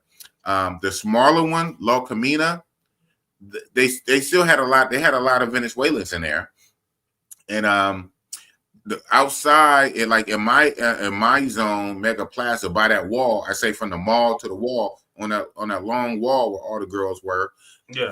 they would tend to be okay. Like half of them were the Peruvian women, the other half was a mix of Venezuelans and other chicks. They looked at okay, and I had one of them actually come up to me and grab my hand and just kind of like was talking to me like directly. I said, why not? She ended up being a vibe, so I ended up kicking it with her like twice. Like Nice. before I left, I made sure I spent the block with her. She was cool. Okay. Yeah, and so between that and the website, now I did held out to try to see if cold approach at the mall. I'm not gonna lie. Yeah. I want to hear about this. Yeah, well, yeah, I would tell you, but it's not much to tell you because this didn't really work out like that. I didn't really see much that I wanted to pull the trigger on, so I really didn't go for it. Mm-hmm. So it was what it was, man. Like I said, all in all, it was cool. It ended up being a cool, interesting trip, and in all honesty, transparency, the reason I went when I did, not to say that I never was gonna go, it was on my bucket list too. I went to meet Razor Rays. He flew. I was out there by myself, so I had to wing it, and I ended up winging it pretty well, I think. That's cool. Now, now you said that you really didn't do like cold approach. Now, would you say that was it because like you didn't feel like they would be receptive, or did you just was saying like there wasn't anyone that was your type that you didn't want to cold approach? Yeah, it's the second one. I'm big on cold approaching, man. I mean, I'm very bold, so that's not the issue. I don't have a fear of rejection. So I'm big on cold approaching. It's just inside the malls, like I really didn't see nothing really worth doing that. And then in the back of my mind, I was like, well, I got the brothel, I got the website, and later night, soon as the sun go down, they all gonna line up on that wall. From the mall to the wall. They're gonna line up on that wall. And that's what they do. So yeah, they literally line up on a wall. Crazy as shit. They line up on a wall. So I wasn't really stressed. But one thing I remember, it was very hot, man. I don't know if it was the time of the year I was there. I don't know if it's always like that. I was there in February, March. The last few days of February, the first couple of days of March, it was beaming hot. At least it had to be 90-ish every day I was there. Wow. I mean, the people walk, especially the ladies were walking around with just the umbrellas, sun umbrellas. Yeah. Everybody was trying to stay to the shade. And I see they push electrolyte drinks very hard there. So I think it's hot like that, like a lot. Yeah. It probably is. I mean, but I'm thinking maybe it may be something like because like Brazil's winter is like June, July. Yeah, exactly. Right, you know what I mean? So I'm thinking like it could have been like their summer. You know what I mean? Yeah, and maybe it was. I must have caught the middle of their summer. It was hot. Yeah. So and that kind of played a role in me staying inside that mall. That mall had AC. Yep. That's the hack. That mall had AC. I stayed in that mall. I stayed in a Starbucks using a Wi-Fi. I would go live on my channel, being there for hours, and just have to keep buying me coffee while I'm in there. Then get out, walk around to their food court. Then finally just walk back to my hotel, chill in my hotel, wait till it get dark, go outside. All the girls are on the wall. Catch a taxi, Uber to the establishment. And so those 5-6 days went quick. Yeah.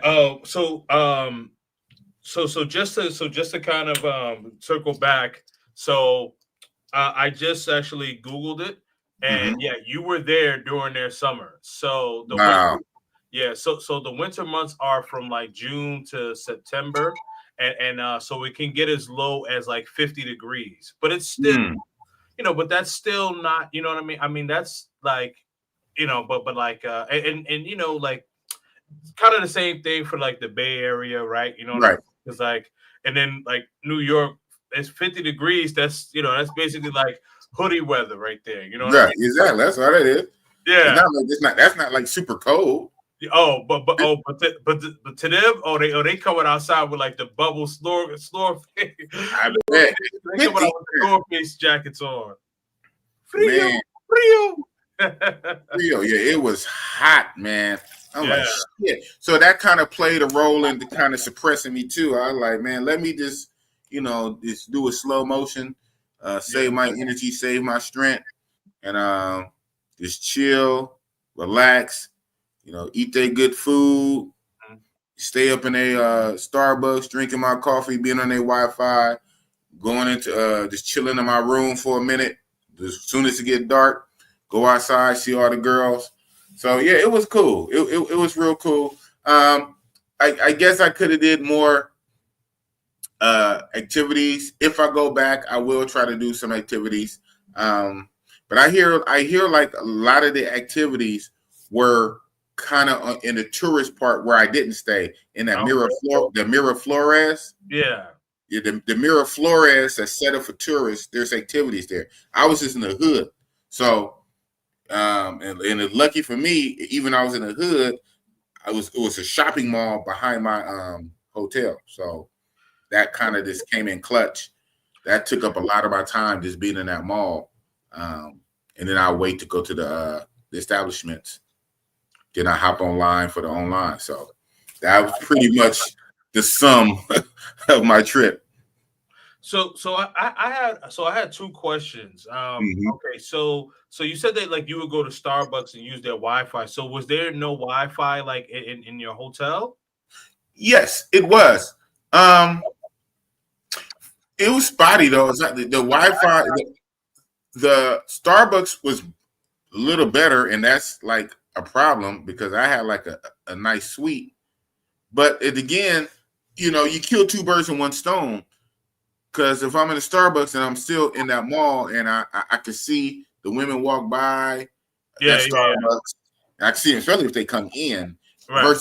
versus just being stuck in my own room in a hotel. So I got you. Okay. So yeah, you were trying to kill two birds with one stone. So you're like, all right, well, let me see like what's going past, you know what I mean? And then, and I'm outside or whatever, catching the vibe. Got it. Understood. Now, and then my second question was, shoot, I forgot my second question. I'll get it back. But anyway, so moving on. So moving on. What would you say is your best experience in Lima so far? Like, could be a chick that you hooked up with or whatever the case is. What would you say is your best experience and why? that's a good question. My best experience.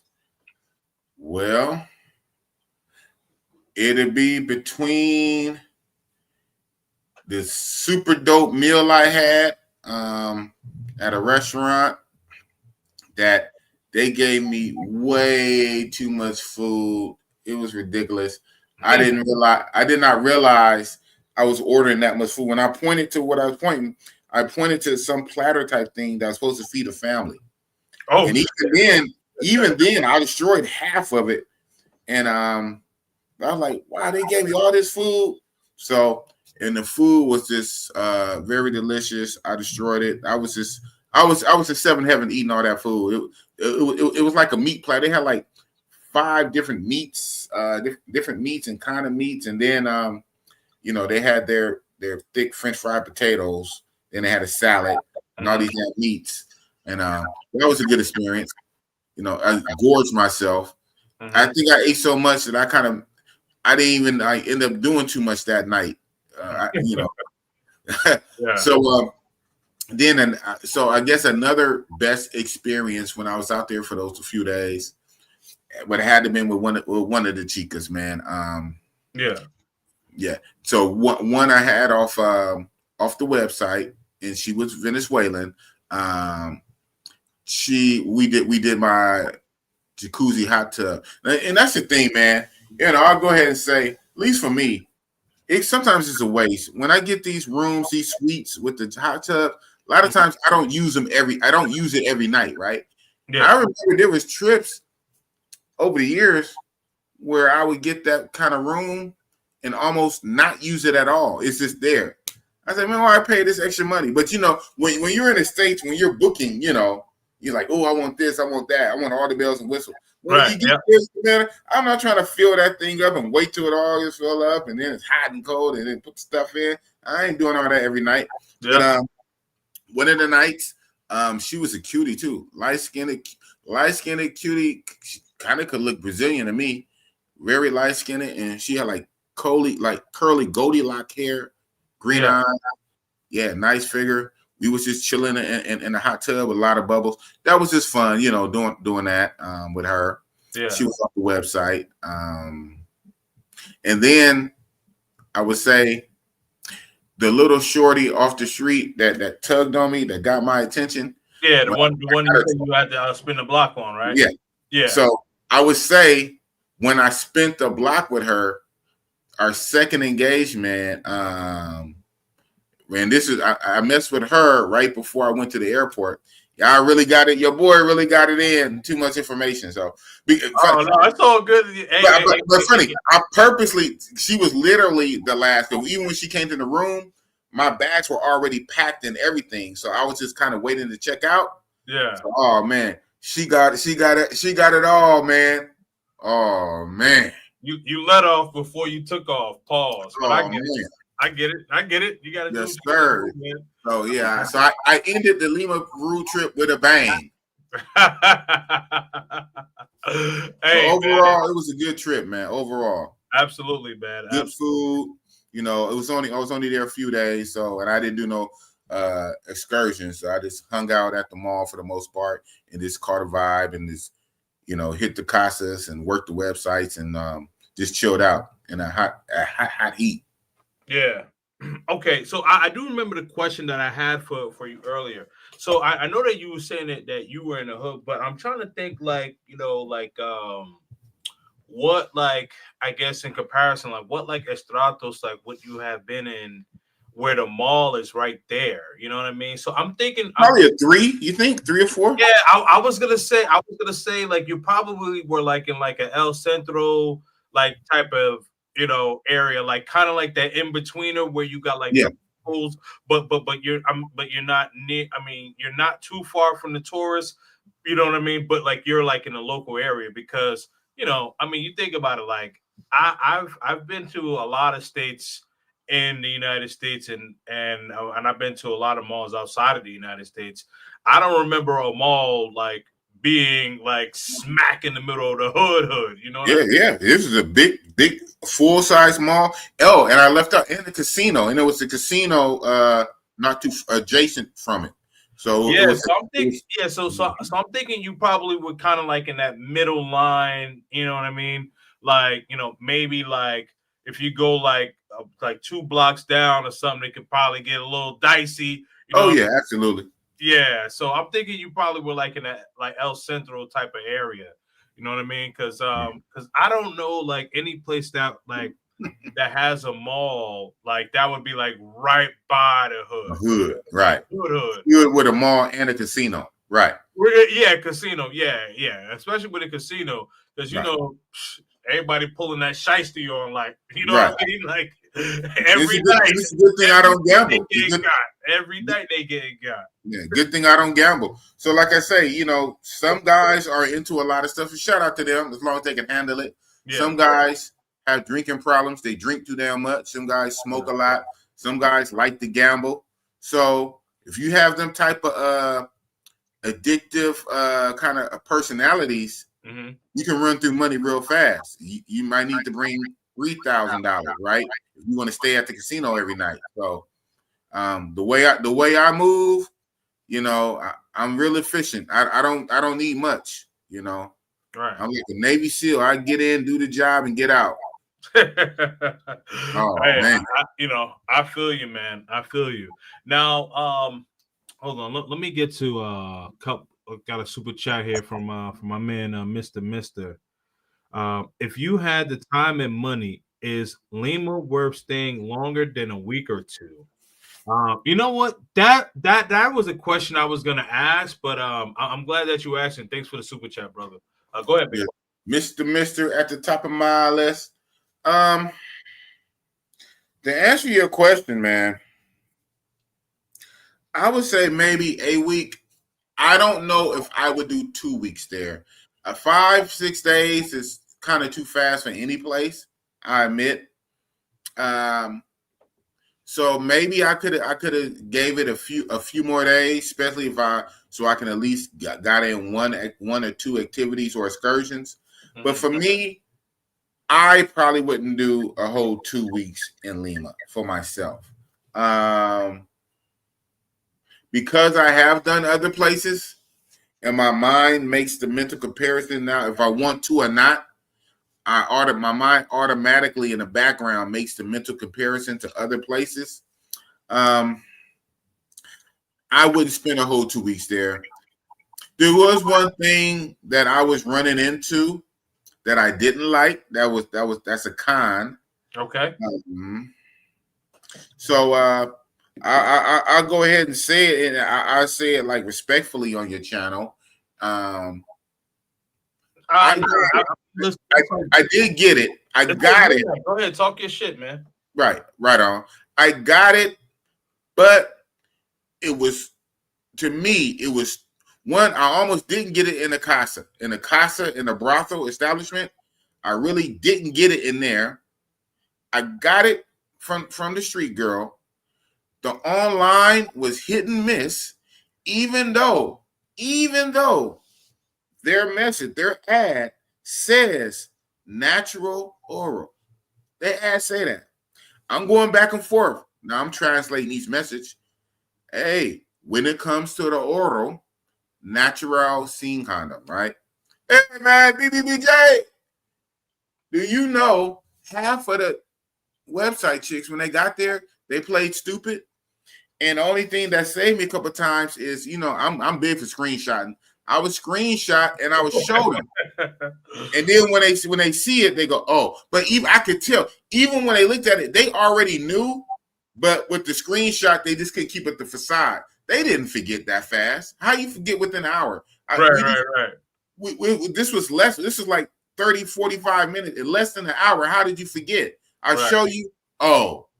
I said, man. So my perception is, yes, they are conservative, right? And kind of laid back and chill. You got to do something to get it out of them. Mm-hmm. So when it comes to the BBJ, the bare natural blowjob without a condom, that was an issue there more than I anticipated, especially in the casa and the brothels. But that's normally standard because in there they normally be like that. Sometimes you can offer a little more, whatever. But they wasn't going for it. But I was like, okay, the street, so. But yeah, that online, that costs more. The online, they cost the most, right? Again, only what, $50, $60, but compared to 30 and 15, here it is, you cost the most. Your ad says it. You say you do it already. You say you do it. I double down and I make sure I ask. You say yes. You get to my room and you act stupid. And that happened time and time again. I said, what is up with this? Yeah. I said, it's like I have to fight just to get that. And for me, that's important for me. For many reasons. That's important to me. And so that, to me, that's the downside. The only time I had to fight for it that hard was DR Sasua, and probably not. So, damn Mexico, TJ. Ay. It was so hard. So, too much information, TMI, but this is real talk on your show. Sure. That's a downside, and maybe because it was in the P4P realm, right? Not in the GFE, not with a chick I was really vibing with or whatever. It was paid service. So maybe because it was paid service, maybe they want everything covered, even the oral suction, whatever. But nah, I don't like that. And I noticed that they are very big on that out there. Shout out to them. Shout out to them. Health conscious, safety conscious. Shout out to them. That don't work for me, man. That don't work. That alone will kind of strike them, because that's the whole show. Because for many reasons, and I'm not going to tell them myself, but yes, I am older. I'm an older gentleman. You can't tell. I'm an older gentleman. You kind of need to, get the car going, so to speak. And if we can't even get the car going with that, then it's kind of, we're not really going nowhere, if you understand what I'm saying. So yeah, I'm kind of like, what's going on here? Like, okay, just here, go. And if that happens too many times, then what the hell am I doing here? Yeah. If you guys are that concerned and that conscious and safety, and that's fine. That's good for you, but bad for me, right? What'd you say about the simp who proposed to the yeah. Are you talking about the simp that proposed to the to the woman in Sosua? Yeah. You said it's good for her. Yeah, for him. Right. So I get it. I get it. Yeah. But it has to work for me too. And so that really didn't work. So that's my experience, and it is what it is. Now that being said, the times that it did work, it worked. Right. Especially on the one that spun the block, right? The one in a hot tub, the Venezuelan from the website in a hot tub, cool. She was a vibe. The one from the street that pulled me and spun the block was a vibe. But the other ones, almost every other one, even when I got it, it was like a tussle. And it was just, yeah. Even now, when I think of that. So, yeah. It kind of derails the whole thing for me. So that's why I waited to the very end, and I probably wasn't going to bring it up if you weren't going to go there with it. But outside of that, and that's just my thing. Some guys, that's not an issue. Some guys, they prefer everything covered, right, for their own safety, right? And I get that. Yep. Even the oral part, they even want condom that. Shout out to them. I've never been that guy. Yeah. But if you don't like that, then they like to cover everything there. So I'm like, that kind of whack. So I get it for the sex. I get it for the sex. But for the oral part, come on, man. So yeah. But other than that, cool trip, man. Oh man. I got you, man. I got you. Let's see. Shout out to my man Sean C, man. TSG Uncut. Definitely make sure that you do subscribe to his channel. Man, he's teetering on almost 100K, man. Oh wow. My uncle, when he stayed in Lima, he picked up a young 20-something Latina in college to be a lawyer. My uncle was 56. Shout out to your uncle. Hey, just make sure he don't get Shannon Sharp, man. Right. No sharp angles. Big Boss is an expert at this. Relo and NYC, the future should get a consultation services from him. 6 years in the game, 6-7 years in the game. Yeah, Mister. Yeah. So yeah. It's hard. It was hard to get the BBBJ out there. So, and I didn't even anticipate that. I didn't think that would be a thing. I'm like, and so we were coming from two different places. Some of them were looking at like, why do you want that? Right? Yeah, but so I'm going to do it, but I'm going to put the what's the name on it. We all do that down here. I said, no, not me. So we were coming from two different. I said, well, it's not going to work for me. Shout out to you. If that's what y'all get down is out here, y'all guys are very health conscious, like overly conscious on everything. Yeah. Germaphobe type deal. I get it. But come on, man. You got to meet me halfway.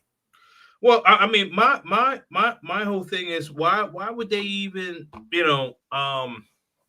why would they even promote that though? You know what I mean? And I mean, I I'm all about safety and all that stuff. You know what I Right. mean? I get it. Yeah. But like, why promote that? You know, What, I just the killer that got me was some of the ones that gave me the hardest time.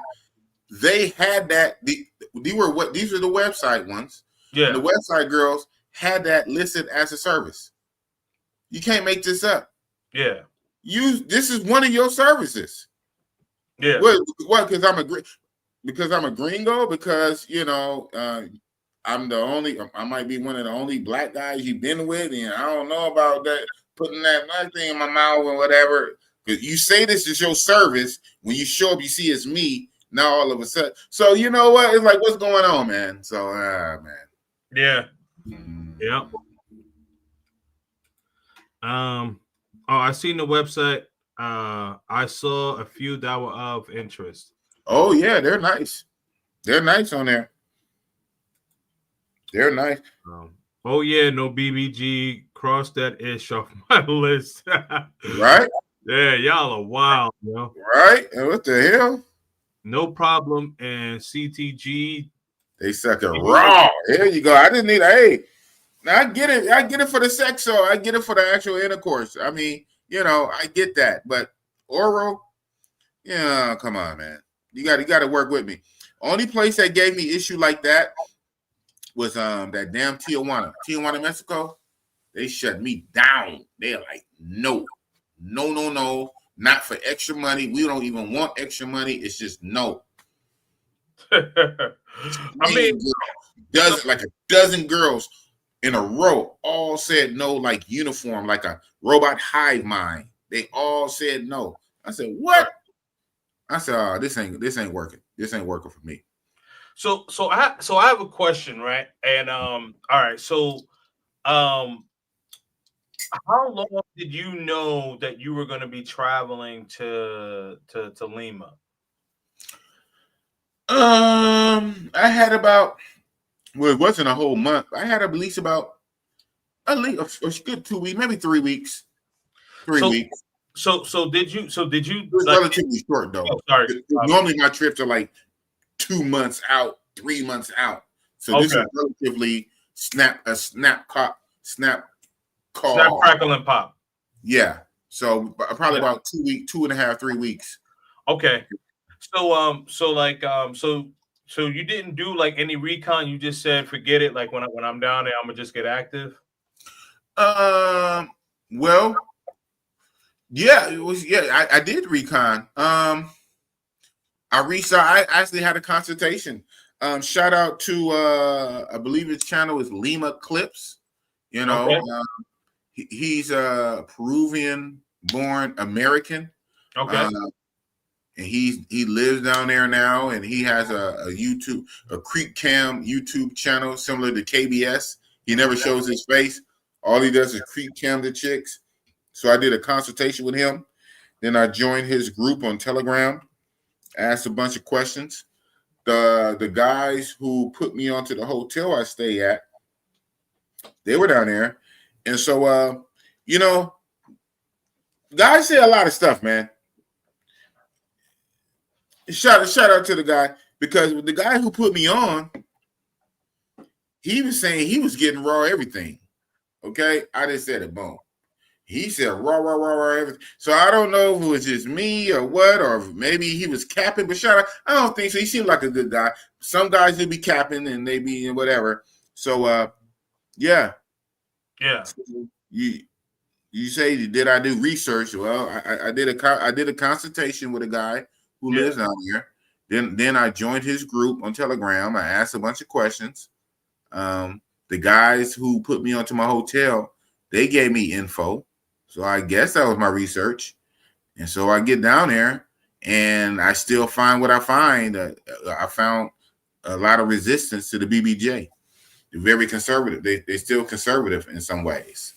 Again, I know they're not out and expressive like the Brazil and like really outward. They're kind of conservative. They do what they do. They trap, they P for P to make their money, but they're still kind of conservative. Then when it comes to the BBJ, they want everything covered for the most part, by and large. So yeah, it was just an issue. It was a hassle. It was a hassle. So Got it. Now, for a guy who's not, for a guy that's not, mongering. well, I don't want to say that because remember we had that whole conversation, right? So, um, so the popular term mongering, you know what I mean? Because I remember you broke it down, right? Right. So the popular term mongering, you know, he goes down there and you know what I mean,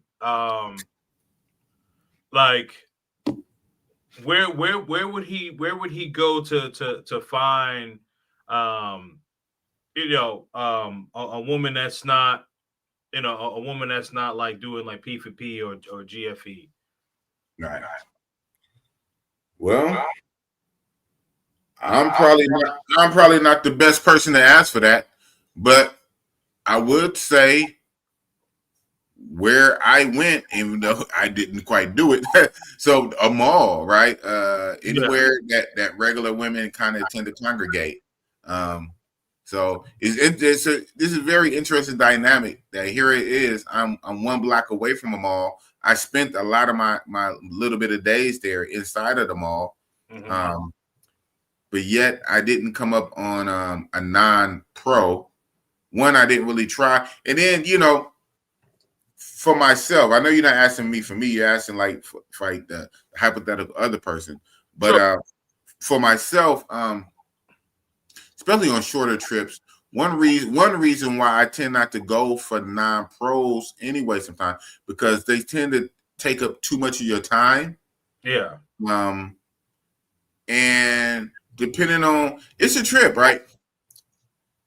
The more, and I don't care about genuine because I'm trying to smash, but the more genuine connection you want, the more open you have to be, the more patient you have to be on getting the goods.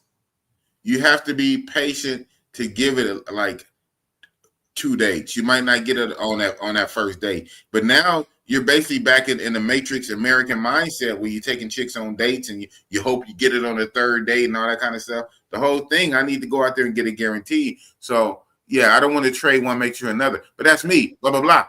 But normally out there, the women still know you're on vacation, so they're not going to play with you that long. They're not going to make you wait like 3 days. Yeah. But they might make you wait 2, right? They at least make you wait 2, like just the next day, like not the first day, but they hang out with you the next day, and then hang out the whole day. Because when you don't pay with money, you pay with time. That's true. I mean, and I'm there for 5 or 6 days. I'm not a boo lover. I'm not a boo lover. So yeah. I'm already not a boo lover, and it's a short trip for 5 days. I'm not trying to be with a non-pro that's going to suck up my vacation, and I'm basically only with her. And so, so yeah, so all of that runs in my mind while I'm out there too. So then I'm looking at it, and so I'm like, whatever, pass. But to answer your question, where would a regular guy go if he was going out there? Yeah. One, probably don't go to the hood where I was at. Go to Miraflores. Go to Miraflores in the tourist area where you're supposed to go. Right. Start there. When you go to Lima, Peru, you go to Miraflores, you go to the tourist area, and you start from there. If you go where Big Boss went, right in the hood in Mega Plaza, Independencia, there were regular chicks there. There's girls all in the mall, women in the mall. There were, but I'm on a different time zone, different mission. I'm on a different vibe. I'm just there to have fun. I'm not there for a long time. I'm there to have what? Good time. So absolutely. No, I get it. Now, you said that you've been there 5, like you were there 5 nights, 6 days. 6 days. Yes, correct. Okay. Now, do you plan on going back there anytime soon? No, like I say, if it wasn't for the difficulty of the BBJ, I would say yes. For the cheap prices. So now the only way that I would go back, if I was going back with some friends or some bros who either didn't go and they wanted to go, or guys going back. I can see how it could be a fun group trip. Yeah. Group dynamic. Group dynamic can change everything. But for myself, yeah. But for myself, no, I wouldn't. But with that being said, with that con, I'm glad I went. I'm still glad I went. I'm glad I added it to my belt. I'm glad I could say I went. And there's some other places that I want to go kind of one time. Every place that I go, I don't need to go 5 times. I don't need to go 5 times to each place I go. Sometimes, some places I go, I probably only go once. Like, hopefully, I make it to Egypt soon. When I do Egypt, I don't plan to do it Egypt like 3 times, right? Yeah. I go to Egypt, make sure I'm there for enough days to see the pyramids and everything. Boom, done that.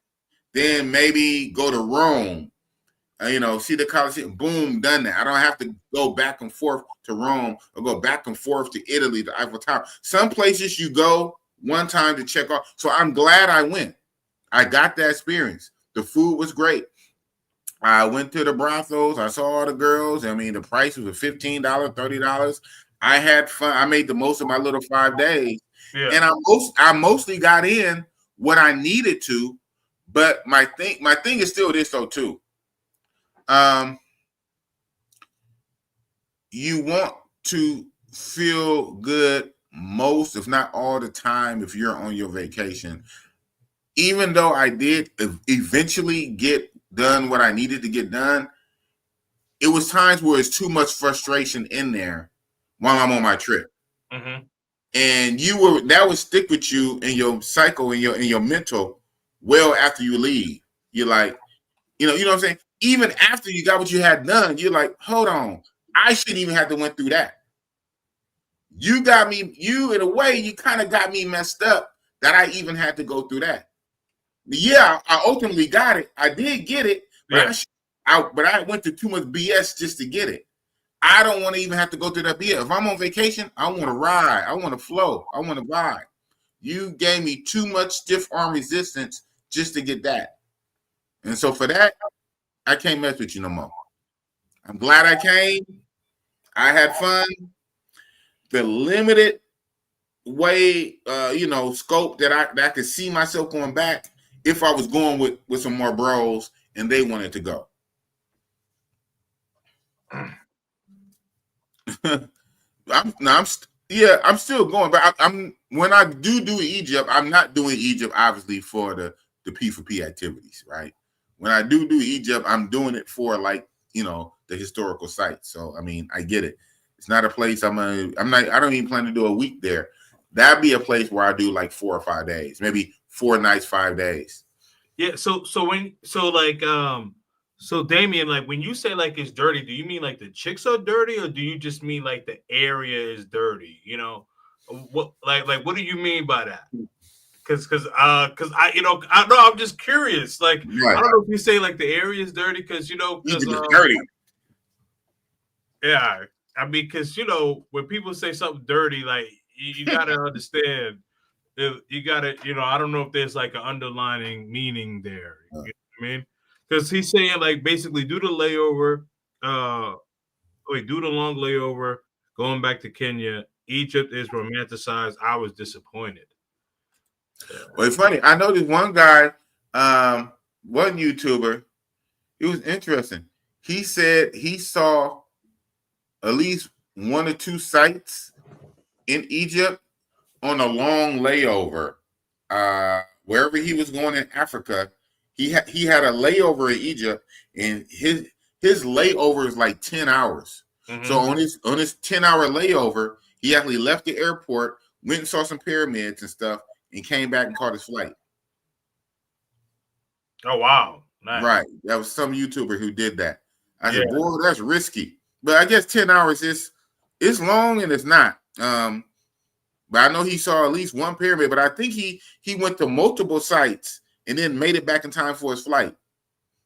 So I don't know if that's what this guy is referring to. Do the long layover, just see the site. Don't worry about Egypt. I don't know if that's what he's saying, but Yeah. I'm gonna get to his comment too. So he said, I'm not for jumping through too many hurdles on vacation. fact. So this is kind of summarizing what I'm saying. Like I Yeah. shouldn't have to go through that while I'm on vacation. Yeah. My whole vibe, you kind of break me out of my vibe. Like I'm vibing, and then I got to go through this and pull out my phone. What are you talking about? You just said that. I just texted to you. You said okay. You said see claro. See right here. Oh, okay. What you mean? Oh, okay. You knew already. You just trying to play me like I'm stupid. But Yeah. but you list this as a service. You say this your own self. You list it as a service. But then when you get to the room and see it's me, I'm a black man, then I guess now you don't want to do it. But you say it's a service, but now you don't want to do it. I text you and ask you, you say okay. Now you don't want to do it. What the hell's going on here? I don't have time for games. You guys games. Oh, sorry. Go ahead. Yeah, it's just that, man. It's that right there. That stopped me from wanting to go back just on my own nilly-willy. Now I can go back with conditions. I can go back if other people is going. I can go back if it was for business. I can go back if I was doing a collab with somebody, but just on my own, for my own simple enjoyment, my own enjoyment, yeah. I won't go back just for that. So these chicks, and they don't be thinking, man. A lot of them don't be thinking. They mess up the bag. They mess up the bag and they mess up for other, but hey, shout out to them. They do what they want. Consequences. They do what they want. But nah. Yeah, that part messed it up. And I was surprised I got that much resistance on the BBBJ in a red light area. I mean, that's kind of I don't know. That was interesting. The only time I got that much resistance on that was when I was in Tijuana, Mexico. I don't even get that much resistance in Sosua. The only thing with the DR Sosua chicks would do, they would capitalize. Need more, Poppy, more. So I said 3,000 peso. Now I want 4,000 peso. I said, what? Just for that? Yeah. So, but they would do it. But they would do it. Yeah. The finesse. Yeah. I got you. I got you. But they would do it. But in Tijuana, Mexico, money wasn't an issue. It was like, no. I was like, wow. It was almost like that, almost in Lima. And it gave me flashbacks of Tijuana. I said, you know what? I'm not messing with this no more. I'm glad I did what I did. I had the fun while I was here. That's that. You guys got it. Yeah. Understood, man. All right. I am getting ready to land this plane because it's almost 1 a.m. Eastern. Let's see. Yeah, the pyramids have camels and donkeys. Oh, that shit in the sand. They have projects, a lot of dirty buildings. Okay. Of course, where they go shit somewhere. This guy, man. Damn. I had a 15-hour layover in Egypt on my way going to Nairobi. Okay. Oh. Okay. So, Damien, real fast, is that when did you sneak out? Did you leave the airport on your 15 hours to go see the pyramids on your layover? I'm assuming he did. He probably saw like camel and donkey shit. It was like, said, man, I'm glad I only hit it on the layover. Just think if I'd have did 5 days here of this. 5 days of donkey shit. Yeah. Damn. Nasty work. But yeah, like you said, they got a shit somewhere, bro. They got shit somewhere. Yes, they give you a 1-day visa. Okay. Oh, wow. Okay. Is that free? Probably not. You know what? That might can be a way. Hey, shout out to you, Damien. That might can be, because I still want to do it now. To me, that'll take away from, you said, the romanticize for being there 3 or 4 days and going here and there. But at the end of the day, I do want to literally check it off the list and go and do it. So if I had like a 15, 20-hour layover and just went and saw a couple of sites and got back and went to the turn up Kenya or South Africa, that'd be enough for me. So you put something on my mind, man. Thank you. Interesting. Leave the airport. They provide you a hotel room for the layover. Oh, wow. That's cool. Okay. What? Oh, man, this is game. And you know what? So most likely, shout out to you. This is probably what that YouTuber did, right? He didn't make it sound like this. So the YouTuber had put it out. He probably did this right here, what you said. But when he made his video, he made it seem like, okay. So this is probably a thing. Okay, that's what's up. I'm gonna look into it. Yeah, it seems like you can knock off, two birds with one stone right there. Two birds with one stone. At least get it done, right? At least get it done. Yeah, no, that's cool, man. That's cool. So it seems like you had a cool experience, but as you mentioned, it's something where like if you're gonna spin the block, you would have your bros there, or it would have to be like, if Double R said, hey, you know what? Look, Big Boss, screenshot. I actually bought my ticket this time. Let's. I don't know. Maybe anybody else. I don't know. Anybody else for Razor Ray's kind of burnt his bridge with that one. Maybe Kings and Dreams. Maybe Kings and Dreams. Okay, fair enough. But yeah. Ray's kind of burnt his bridge on that one. But shout out to Razor Ray. Hey, Double R, man. I tried to look out for you. Yeah, he burned his bridge. That's my guy, though. Yeah, Big Boss said, nah, B. Burn me once, shame on me. Or you. Something like that. I don't know. Shame. Man. But yeah, shout out to him. Yeah, like I say, I can go back. But funny, I'm like that with DR Sasua, though, right? I realize DR Sasua still has some kind of value, some kind of ways. Yeah. So for me, I'm just talking for me. For me to go to DR Sasua, it would have to be other extenuating circumstances. I won't book a trip solo just for my own enjoyment, just so I can go to Sasua. No. But I would go to Sasua if a lot of the bros were going there because it's convenient for everybody.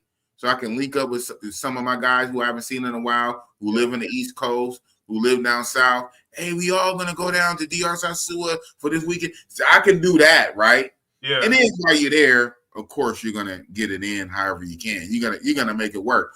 But just on my own accord, I won't book Sasua just for myself. So I'm like that now with Lima. I wouldn't just necessarily book Lima again just to go. And that's a shame because the price is right. The price is right.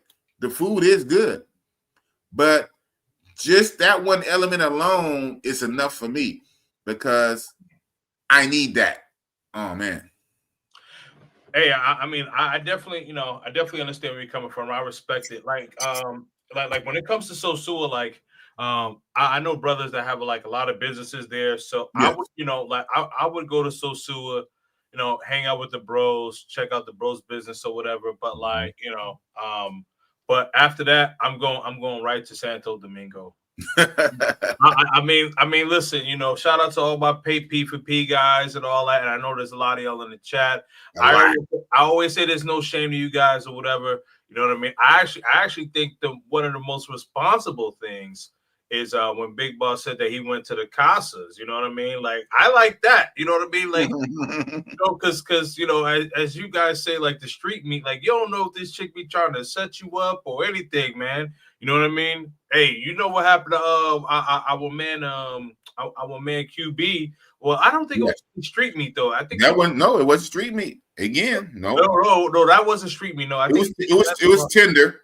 Oh no! But yeah, it was an. It was tender, and they were regular non-pro chicks. So but they were Colombian and exactly. They were Colombians in Ecuador.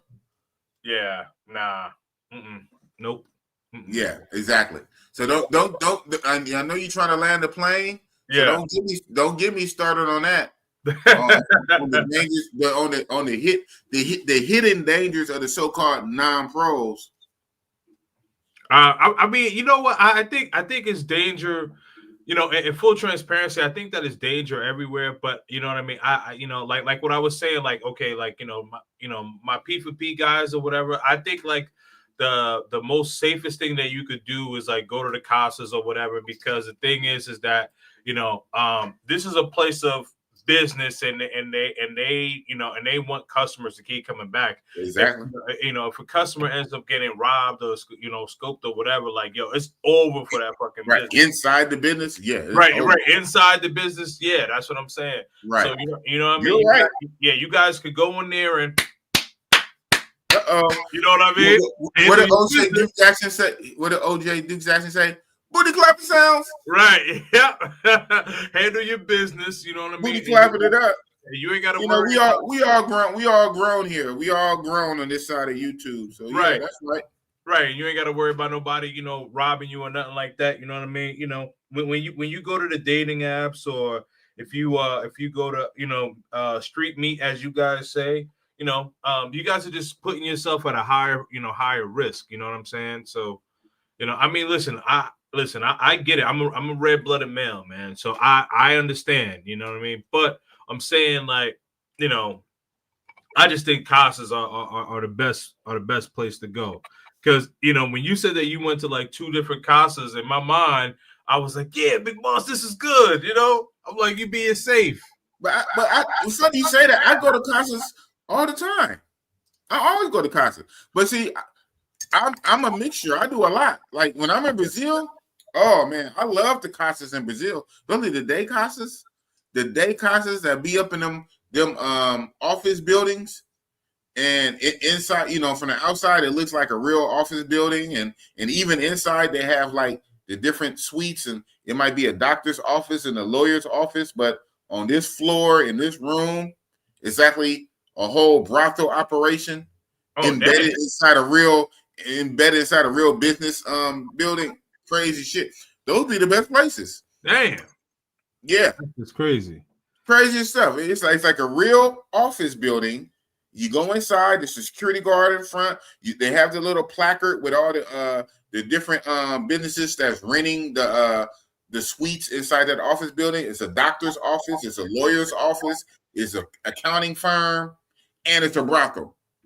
So the guys that work there, that work in the building, where they go in their lunch hour. Oh yeah. Oh yeah, absolutely. It's literally it's embedded inside the office building. Those be the best ones in Brazil. So I do casas and brothels. What I normally do, my routine in a lot of these countries are the same. I kind of do the brothels and casas kind of in the daytime. Yeah. That's my day activity. And at night, then I try to pull from the nightlife, depending on what country, club or bar, and or street or online. I mix it up. I mix and match and make it work. I hear that. Okay, so if you fly Qatar Airlines, you'll see Doha. Hopefully I said that right. Fly Emirates, you'll see Dubai. Ethiopian Airlines, Ethiopian Airlines, you get it. If you pardon me, if you got time, stretch your layover, enjoy the perks of travel. Yeah, man, that's game is game. Yeah, man, good stuff, man. Yeah, right. Yeah, good stuff right there, man. I might actually literally do that later this year, because when I went to Africa last year, that was the original plan, was to do Egypt and do Kenya. But the way my pockets were set up, because 2 months prior, I just did Thailand with my brother. Yeah. That kind of took away some of my available funds. Yeah. It was worth it though. It was worth it because I did a trip with my brother. Yeah. But had I not did that trip, I would have had a bigger war chest, a bigger budget. Yeah. And so this year I told my brother, unless he's going to Brazil, I'm gonna let my brother go where he wants on his own, because I trust him now since we did a trip together. I will have to save the money for my birthday trip. Yeah, I got you. Yeah, man. Absolutely, man. Absolutely. You know, because Yeah, at man. least for me, you know, it's finite, limited resources. It's not unlimited. So if I spend some over here, it's going to take away from over here. Right. But I made the tactical call because this is my brother for his first time, so I wanted to go to Asia with him. But Mm-hmm. it ended up costing me half of my Africa trip. So, Gotcha. mhm. Gotcha. Understood, man. Understood. And on that note, what is next for Bossy as far as travel goes, man? Man, well, again, it's slow motion for the most of this year, man. These next few months, gonna be home based, US based, and I'm charging up all the way to the end of the year for my birthday, October. Mm-hmm. I'm hitting Africa. The big ambitious goal, the ambitious goal is to do Egypt and Kenya and South Africa. And when I do Kenya, not only do I want to hit Nairobi, I also want to hit Mombasa. So that's two cities. That's two cities in Kenya. When I go to South Africa, I want to hit at least two cities: the Johannesburg, and now either Cape Town or Durban. In the perfect world, I would hit all three. But now we're talking hitting two cities in Kenya and three cities in South Africa. 5 cities plus Egypt, 6 places. That's My all. money ain't that long, man. So I'm gonna have to figure it out. Right, I'm right, gonna right. have to figure it out. Right. Yeah. No, I get it. You got to get it where you fit in. I get it, bro. I get it, Right. man. Yeah, that's Definitely Africa. Africa. I'm going back to Africa in October. yeah. So for me, I actually mentioned this when I came back to YouTube. I don't know if you know, but Big Boss, but I had basically took like a 4 month hiatus. Oh wow. Well, yeah, off of doing live stream. So what I would do is like I would upload like video clips, and little shorts or whatever. But like as far as like me being live, I like last month was when I actually came back. I hadn't done a live since like December. Wow. And Yeah. so but yet your channel still grew. Yeah, and thankfully, man, and I truly appreciate the supporters, man. It was just like I just had like 3 shorts that just kept getting traction, and I actually have like a short that I posted this short like last year and early last year, and like now like it started to get traction, and That's weird, huh? It yeah, takes the same short, sat there for a whole year and didn't do nothing, and 12, 13 months later, it kicks up. yeah, it's Interesting. it's crazy how like it's crazy how like how this algorithm is. People could say like they have like hacks and stuff like that, and yeah, I think maybe people may have like a bit of a clue, but no one really knows like the algorithm, man. You know Man, what I mean? this thing No, is so yeah. man. Cause like there would be like a video like I'll post and I'll be like, I don't think this is gonna do well. And then I see like, oh shit, this they got like 2K views, and I'm like, what? And I'm like, and then something I think is gonna hit, got like 100 views, and I'm like, yo, this is nasty work. Like, so I don't know, man. I don't know. But the only thing I do is, man, I just keep throwing shit at the wall and just, and hoping See what everything sticks, huh? whatever sticks, man. That's it. See what sticks. Yeah. Right on, man. Well, you keep at it, man. That's what's up. I'm about to join you. I'm about to get back on this YouTube horse. I took a super long hiatus, but Yeah. I'm still in the game, man. I'm finally going good. I'm finally going to Thailand in 3 weeks for my 43rd birthday. I'll be there 2 months. Wow. Then Nairobi, Mombasa for New Year's. I love the Niash, Big Boss.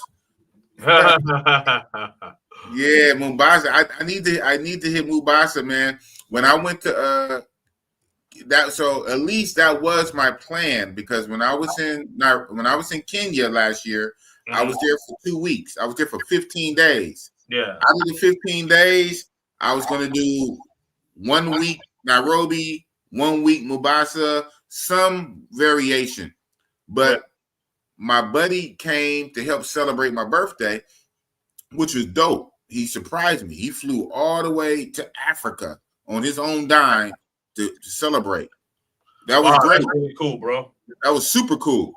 Yeah. But I hate to say the but it stopped me from leaving Nairobi to go to Mombasa. So, you know, I'm kicking it and chilling with him because he spent his money to come out there and hang out. Right. I wanted to go to Mombasa, but he's there. I was like, So, you know, bittersweet. So this time I'm just going to Mombasa. If somebody come and spend their money and come, hey, it is what it is. You come. I'm not going to miss Mombasa this time. Yeah, you just say, all right, you want to fly, hang out with me for my birthday? Hey, listen, beat me in Mombasa, bro. Yeah, exactly. Exactly. I'm not going to have that happen twice. Shout out to him. You know, I don't want to say that to make him feel away because he spent all that money and we had fun. It was dope. But I'd be lying if I said it didn't mess me up, because that was my plan. I was going to jump off to see Mombasa, because Mombasa is on the beach, it's on the coast, and that's like their like red light Sasua. And I wanted to see the African Sasua, and I couldn't go because my friend came. Man. Yeah. I'm going this year though. Yeah. So for me, my travel plans, and I mentioned this to my audience when I first came back. So the week before 4th of July, you know, I'm going to a undisclosed location. I won't let you guys know when I'm there. You know, I'll tell you behind the scenes, but all right, yeah, I'm not going to tell the audience. Secret information. Secret information. I'm gonna let you know. And then and then right after Thanksgiving, I'm going to Africa, and I'm stuck between Tanzania or Ethiopia. No Kenya, huh? Not even Kenya right now. Yeah, I'm gonna hit up Kenya because I want to check Austin out. Austin, yeah, I want to check Austin out or whatever. You know what I mean? But like, I keep seeing like the beautiful women in Ethiopia and Tanzania, and I'm like, whoa, you know. I know Kenya has like the good, like, you know, turn up, you know what I mean? So, you know, so what I'll probably do is maybe do like, you know, maybe do like a long weekend, you know, turn up that weekend, and then, you know what I mean? Kind of, you know, tone it down and, you know, bring it to Ethiopia, Tanzania, something like that. You know what I mean? Another place I'm going to hit up, I don't know if a lot of brothers went, but Morocco. Oh, yo, man, a few years ago, I was talking to this Moroccan chick but she lived here in the States, but my goodness, the body was crazy. I'm like, I gotta go to Morocco and see what's up out there, man.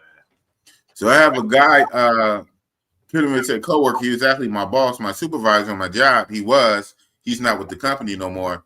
Oh, but, I know the dude you're talking about. Yeah, and he has a YouTube channel. Yeah, that grew. Citizens Edge. He went to Morocco. He got a wife out there, and she is fine.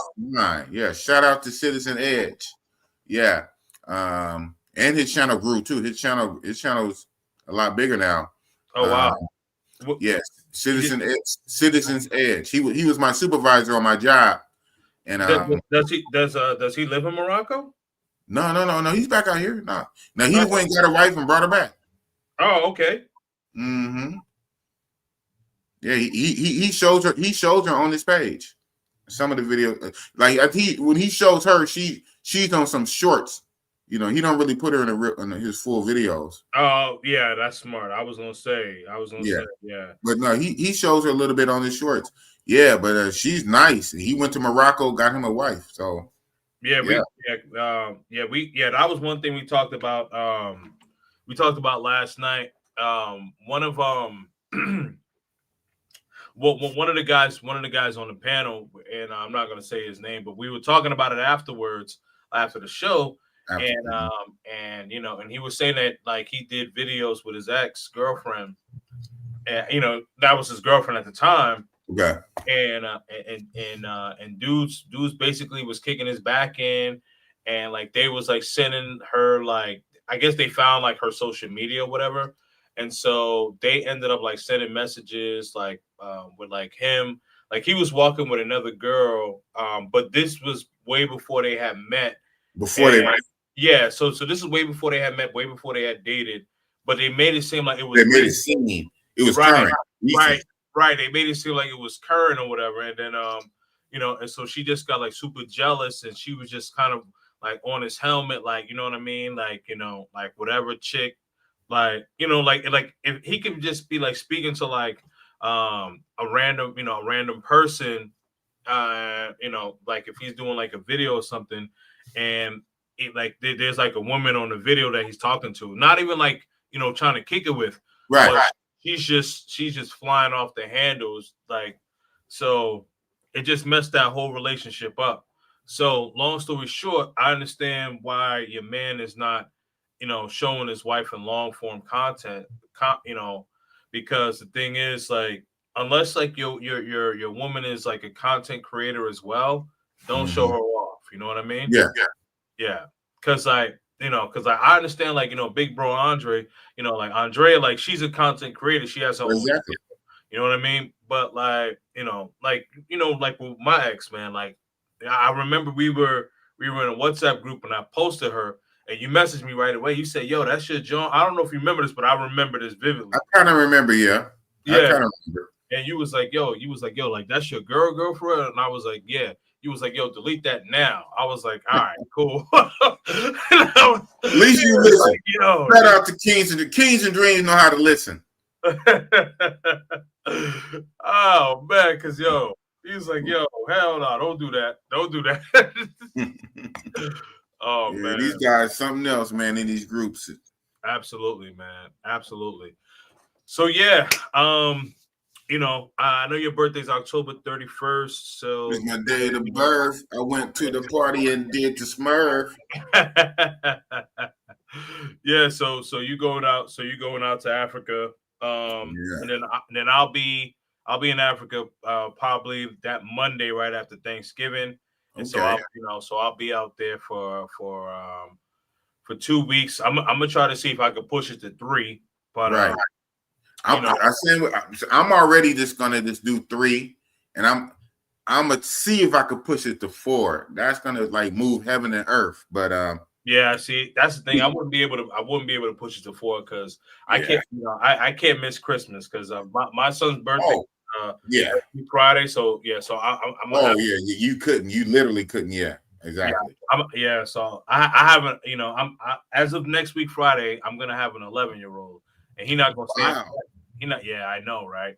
Congratulations, man. Thank you, brother. You still play football? You still playing football? You still coaching? Man, let me tell you, yes, man. Let me tell you, man, he's playing sports all year round.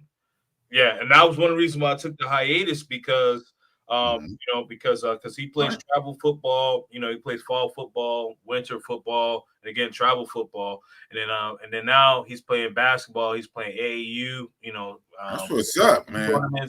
Summer tournaments, yeah. So got you little super soldier athlete. Yeah, man, and then he also does karate. So he actually just got his purple belt. Yeah, man. So wow, he's working, man. He's working. Yeah, that's what's up. Yeah. That's the signs of a good father, man. Thank you, man. I appreciate you giving me the Uncle D vibe. Shout out to Blizzard King. Man. Yeah, man. Definitely. Shout out to him, man. Shout out to him. Yeah, he did a great job with his boys. Yeah, for sure, man. For sure. Yeah, big boss. Hey, man, listen, man. Again, man, I'm always giving you flowers, man. Always great conversations. I definitely appreciate, you being on here, man, and talking about Lima, Peru. I think I'm gonna go down there and check it out. I just got to figure out. I think it's worth the spin, man. Everything is cheap, economical. Food is great. Yeah, I mean, Yeah, I think I could go on some dates with some nice ladies, man. I'm sure you can. Yeah. If that's your mind frame, to go on some dates with some cool chicks, you know. Yeah. Hey, I'm sure it's there. Especially in the tourist area. They be ready. They be ready to date you, American gringo. Yeah, no, but I'm looking for the stuff. Peruvian John though. I'm not looking for like I'm not saying. I mean, I like Venezuelans and and I like chicks from different countries. But like if I'm in Peru, I want to date a You Peruvian. want the Peruvian, yeah, exactly. Yeah, I get it. You know what I mean, yeah. You want homegrown. Yeah, I need that. Yeah. And they have some homegrowns that are nice. But kind of the rule of thumb, unfortunately, across the board. So you know. Yep. Understood, man. Understood. Any last words, man, for the people, Big Boss? Oh man. Well, it's big boss don't take no loss. That's my words. But shout out to everybody watching in the YouTube world. Both streams on Kings of Dream stream, who channel this on, and those who are watching on my channel as I'm dual streaming it. Thank you guys for watching. You could be anywhere, but you kicking it and hanging out with the king and the boss. Oh man, real talk. Oakland. Absolutely, absolutely, man. Hold up. Okay. Let me read this one thing he said. So good. Tanzania has Dar es Salaam, which is really small and beautiful. Zanzibar. Ethiopia looks better, hands down, but they don't speak English. Need a translator. Kenya, your best bet. They speak English. You know what, man?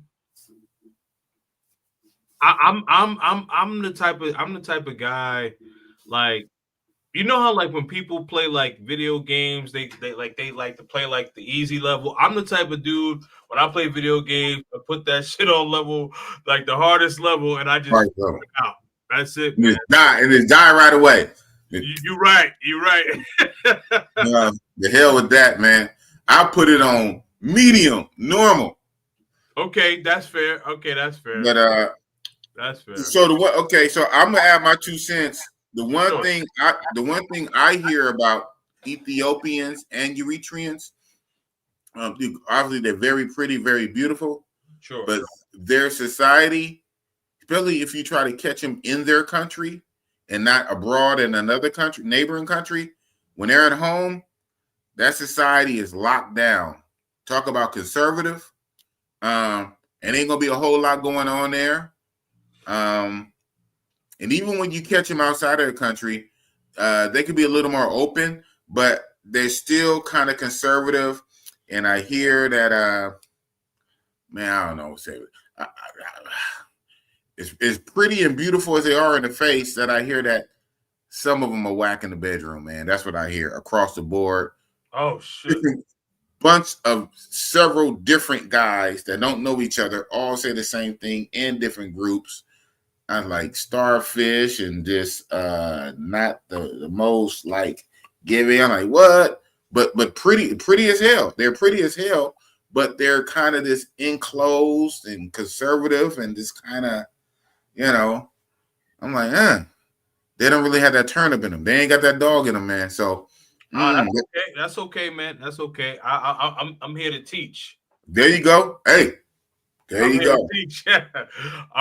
They fine. They fine as hell. Yeah. Hey, listen, man. Hey, listen, man. You like hard mode. You like hard mode. So yeah. There you go. Exactly. There you go. Man, listen, man. I don't worry about that starfish. Trust me. Don't worry. Well, yeah. Well, you know what? I'm not too concerned about starfishism anyway, though. Because guess what? Starfish still getting poked. Oh man! So hey. I was never the one to trip on that too much anyway. Right. Yeah. Man, for sure. Oh man. All right. Guys, we go close this out, man. Listen, man. Thank you for watching. whatever side you want, Big Boss side, my side, definitely appreciate y'all. I will be back tomorrow night with my man Kevin. We are talking about dating in Medellin. Is it actually dead? That is a triple entendre, and we are going to have. Is it dead?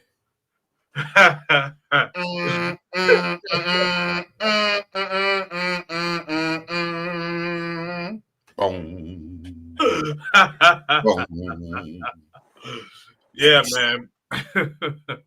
So tune in. Hold on, let me gather. Big Boss caught me off guard with that.